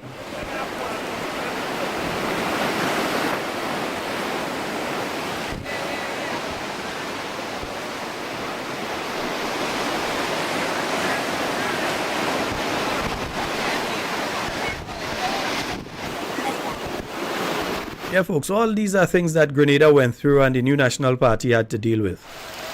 So after all the joy and jump up in the 1999 general election, by the end of the year, this is what you were dealing with on the west coast of the island.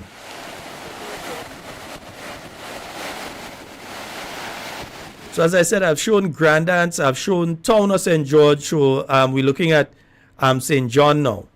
Clearly, this, in terms of the permanent of the solution, we'll have to do a tremendous amount of work, very similar to the work that was done from Duquesne into Victoria, where we spent an enormous amount of money doing the sea walls, which could withstood a tremendous amount of force from the sea. And it is in fact justifying the extent of the work we did, because we had to modify the work when we came into government, because there were heavy concentration on the paving of the rest of the road and not enough on the dealing with the sea defenses. And we felt that the sea defenses were priority, and proving that we did the right thing and spending an enormous amount of money in increasing the strength of the walls that we have there. So we'll have to do the same thing, I would say, almost for the western side, which means we're talking an enormous amount of money. But I think it's going to be necessary, because what we want to have a permanent solution to the problem that we're facing. And I don't think we have that solution. Most of the times now in the heads of government meetings, sometimes things happen very strangely. So we were at that heads of government meeting, an enormous discussion took place in the presence and with the support of the Canadian Prime Minister, the British Prime Minister, and other countries, Australia and New Zealand, and the governments of those countries, the leadership of those countries. And the decisions that were taken of how these countries, and the developed countries and international institutions, can help smaller states. As we deal with the issue of globalization and free trade, which we know is upon us, but the question is, how do we adjust and help the smaller states to cope with the problem? And despite the fact that some of us are doing reasonably well, when you look at the statistics, we made the point that one simple disaster, one natural disaster can in fact inflict heavy damage on the economy of those countries and put us back several years. And while we were saying that we were not aware that we had an expected disaster in all those countries, and it is proving that there needs to be some form of serious support, a mechanism in place from the international institution and the developed countries to help smaller states and states in general to deal with natural disasters. And I think this is a justification for that position. So this decision has been taken, and I expect to see it implemented very soon as it relates to Grenada and many of the islands who are facing this very serious problem. Through the oil companies today, as you know, we have two here in Grenada, and they were looking all sorts of. Yes, indeed, folks. Yes. So Dr. Mitchell was doing an interview there, and let's see. I'll look up piece again. Yeah, let's.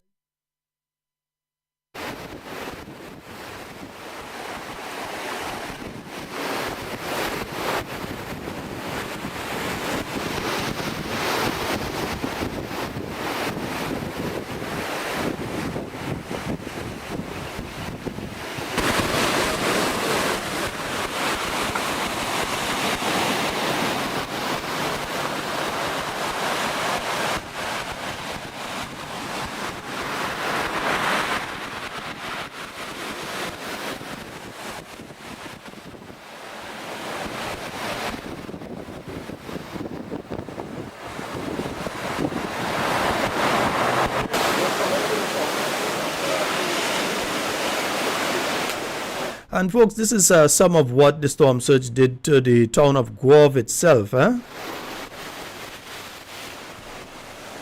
Again, we saw what happened further down to the south, so let's see what happened a little further north. And as you'd recognize, there's no sea defense at that point in time there, so the waves were coming straight in.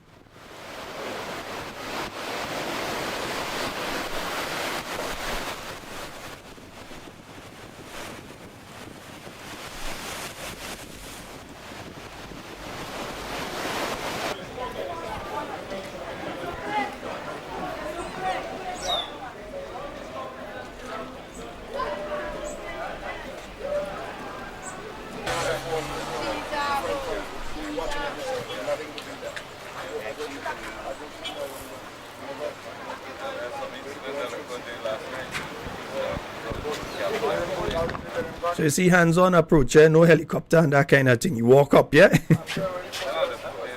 You didn't take a boat and thing. You walk up the road. Get the little vehicle from the precinct that get at the bottom of Palmy's there to get up. Yeah, you take a look right there and walk the rest, yeah?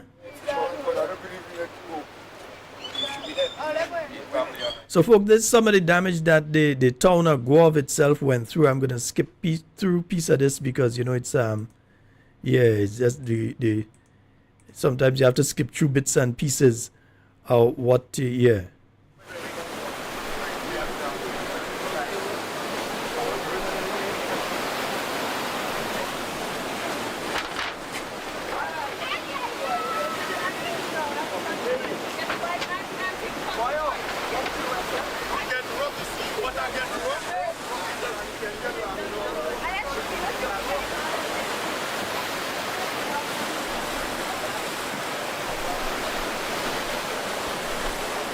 all of this was done by the storm surge.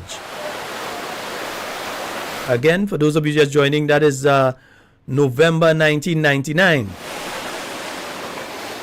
And we're looking at the damage done by Tropical Storm Lenny, the storm surge in the town of Guelph. I think I see Arthur Houston here, and I Arthur Houston there, man.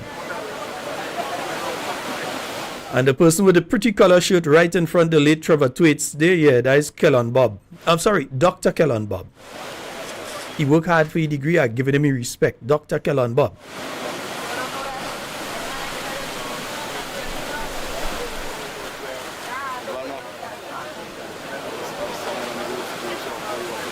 We can't hear that bit of the interview, so let's try to skip a little further into this. Yeah, let's try and skip a little further to see if we can get some more footage of exactly what was taking place there. Yeah, nice. Yeah.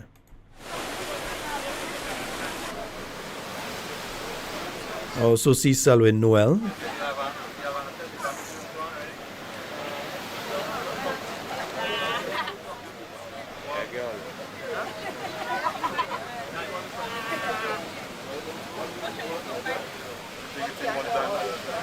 Well, we're pretty sure everybody there is big man and woman now, that's for sure. Yeah. You know, let that man go do it for you. Have something put together and the whole place back up when you see what I get rough now. Yeah? Yes. Yeah, we'll take it after that. Let's go. Again, many of you may not have seen what the storm surge did to different places in St. John and St. George and so on. And again, when Hurricane Ivan hit some of the station, I know GBN lost a lot of stuff, and CC6 is no longer around, so you can't get their stuff. And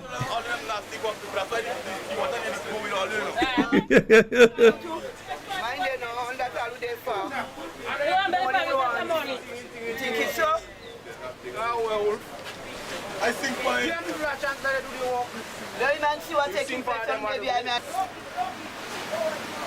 yes, indeed, folks. So that's some of the footage from Tropical Storm Lenny in St. John when that event took place in St. John, St. George, down to Grand. It was terrible. It was really a bad one. And Grenada was able to come back from that. Yeah, we were able to come back from that. And there is another one here. Let me see if I can find it quickly. Because it is 10:20. Hey, I stay in until I have 10 minutes again. I lose track of time and all you. When you're enjoying yourself is so. I kind of lose track of time. So let me just show something from a meeting here, and I'll explain it in context in a short. So let me see if I can find that. Where is it? No, not you. Not you. Where's? Oh no, not you. I'll find it. Hey, what's the matter? Where you see there? Let me find this piece here, and yes, I've month of the deregulation process in the United States, and more particularly with the deregulation of the communication industry in the United States as a whole. The rapid development of digital technology has made possible the convergence of hitherto separate development streams of industrial and commercial activities. In sound, whether voice or music. In video, whether still pictures or moving images. In data, and in other electronic instruments. What this convergence of technologies has done is to revolutionize knowledge, education, and information, communication of all kinds, telephone, television, and radio, financial services, trade and commercial services, e-commerce, e-government, advertisements, and a host of other activities. In fact, And folks, I showed that, and I'll tell you why. That is the meeting in St. Kitts, the exact year eludes me, where Dr. the Right Honorable Keith Mitchell and the Honorable Gregory Bowen went up there, and they were able to break the back of the monopoly that cable and wireless had, not just on Grenada, on the region. In fact, it would be about the year 2010 or so. Both gentlemen were awarded by ECTEL for the job that they did at that time, with ensuring that they broke the monopoly that ECTEL had on the islands in the Caribbean. Yeah, on when it came to the issue of you have a phone, everything, internet, phone, everything had to be through cable and wireless. They were the sole people for that. And now that you've seen other players come into the market here in Grenada, we have Digicel, we have Spice Mobile, and other territories, you have other smaller as well as Digicel, and so it has driven the cost of these things down. Let's hear a bit from Dr. Mitchell again in relation to this particular issue. The year is what I'm trying to remember. The key issue, as far as I'm concerned, and I think the region is concerned, is the question of liberalization, that there must be competition. The days of monopoly service, particularly in days are gone, and that we must provide competition to ensure that the public get the best service and the best in every sense of the word. So the whole question of liberalization, removing the monopolistic service, in other words, no exclusive license will be given to any one particular person or group of persons. And so that's one of the key issues, and clearly the issue of how the transition period to liberalization, what period do we give from to the sole provider to prepare appropriately so for liberalization. And that's another major issue. And of course, any question of compensation, some even one is raising that issue, and we have to settle that issue. But I think whatever issues we look at as it relates to cost and as it relates to compensation or whatever form of that must be set in the context of reliable data received. And therefore, cable and wireless is a serious responsibility to provide that data. The governments are certainly interested in coming to terms with the situation, and we do not want a protracted situation because it cannot work in your best interest. We do not have time on our hand. As you know, right now as we speak, the liberalization of services is taking place all over the world. Every country is trying to position their young people for the 21st century revolution. Knowledge is going to be the key factor. If we keep a monopolistic service, and our young people, by and large, will not be able to get onto the internet service, to be able to acquire knowledge and to do the things that they have to do, then we really be doing a tremendous disservice to our young people. This is not just about Keith Mitchell, it's not just about the leadership of the OECS, it's about the future of the young people and the future of the countries of the OECS, and there's just no way we can afford to do otherwise. Yes, indeed, folks. And that is why I was calling Royal Titus, because Royal that was interviewing Dr. Mitchell at that point in time. And he was organizing there. That's here in Grenada before leaving for the meeting out there with the team, the negotiating team.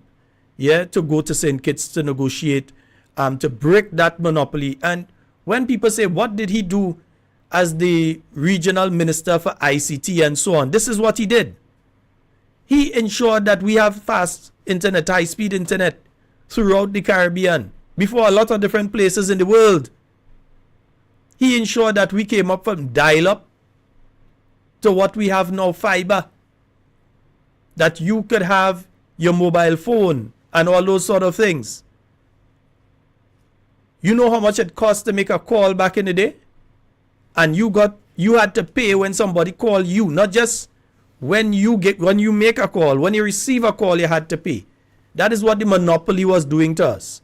Very few people had internet because very few people could afford it at the price it was. And there was no move to ensure that you improve the service, that you have special things coming in, because there was no competition. People had to take what you have. So even though something come out, you could say, well, I'll go hold off on that for a year or two, let them use what they have still, because there's no competition. But Dr. Mitchell and the team made sure, they made sure. Let me show you. And they could talk about this on thing plane and all kind of thing. Gregory Bowen, that's the man that sit down there. Them time they hear black boy. Mr. Gregory Bowen and Dr. the Right Honorable Keith Mitchell, on behalf of the OECS, went in and break the monopoly that Cable and Wireless had when it comes to internet, when it comes to mobile phone, when it comes to landline and other services. These two gentlemen went in and break the back of the monopoly. And this was them on their way to St. Kitts. They had to hide nothing. Certain people taking private plane, and you can't see the plane, you can't see them, you can't hear nothing about it, isn't it?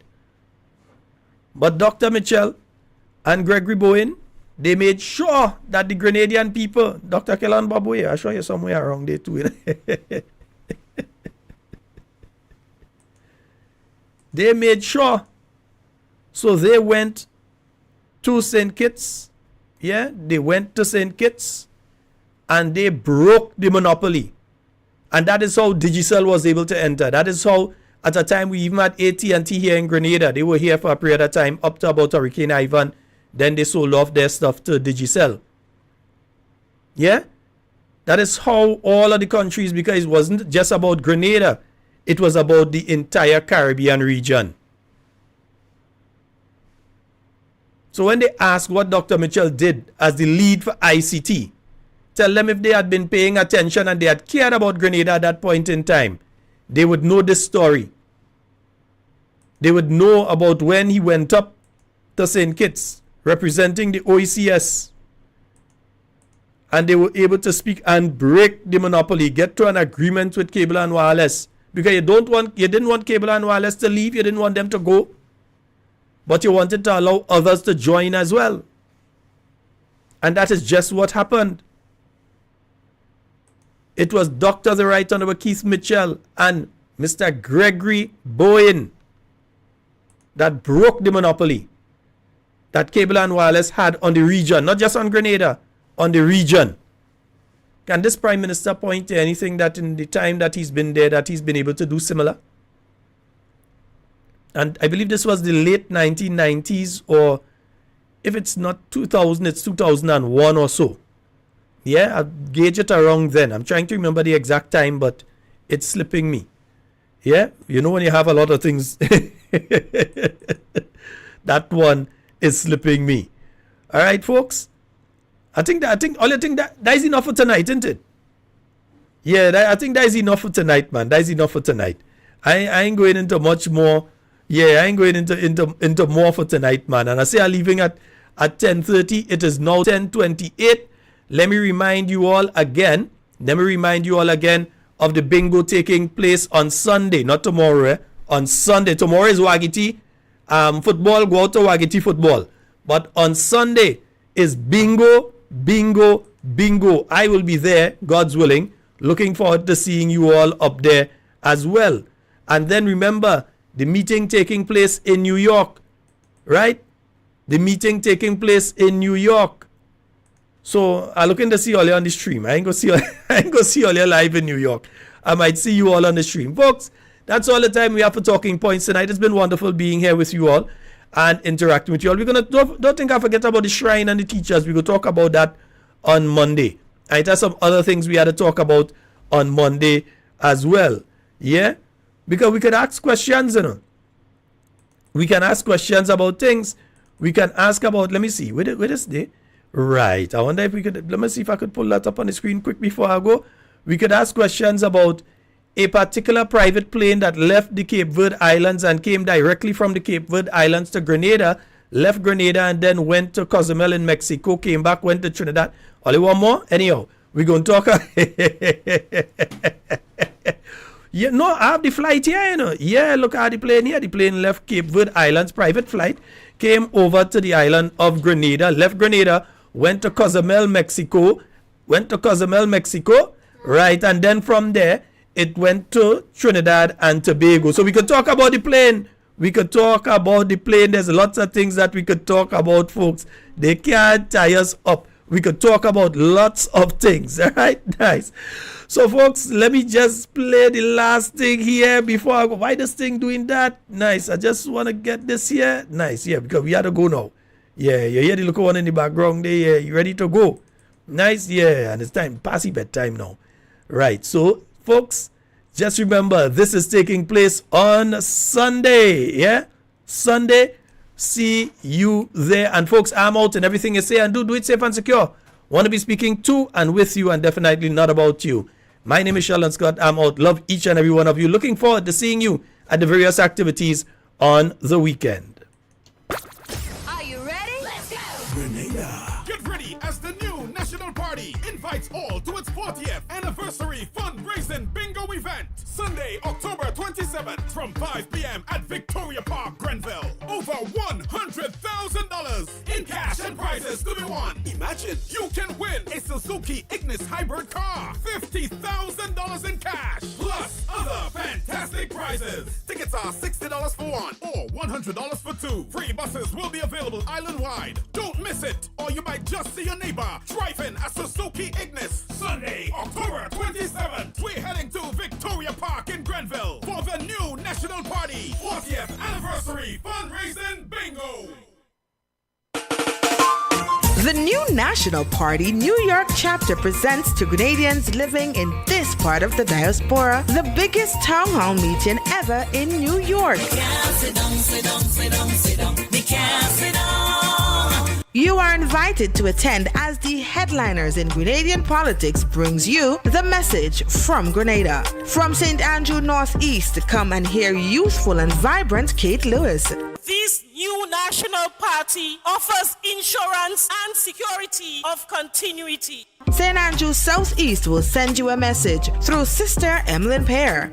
Brothers and sisters, nothing will stop this party. Peter David will speak to you with the voice of the town of St. George. Because if you do not have a vision, you will perish. The people of Carriacou and Petit Martinique will lay out their struggles through the voice of the powerful Norland Cox.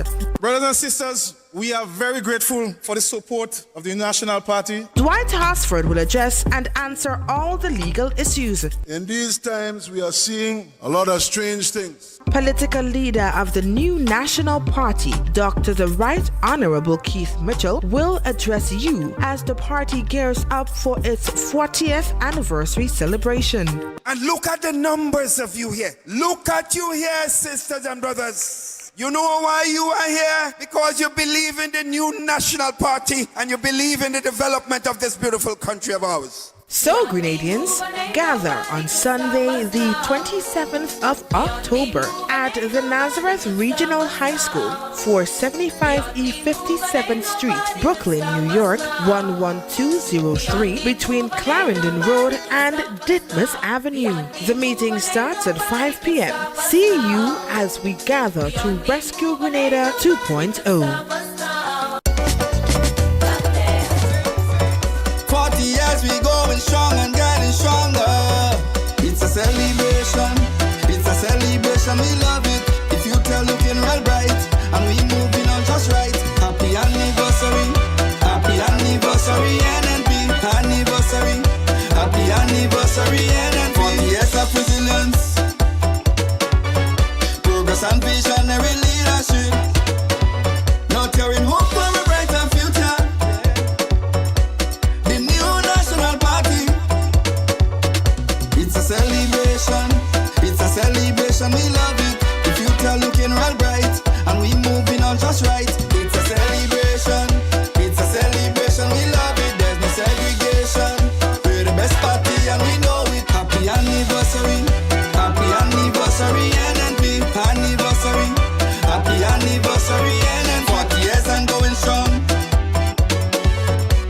providing a solid foundation for the nation's future. 40 years of greatness, development and progress, yeah. It's a celebration, we love it. If you tell, look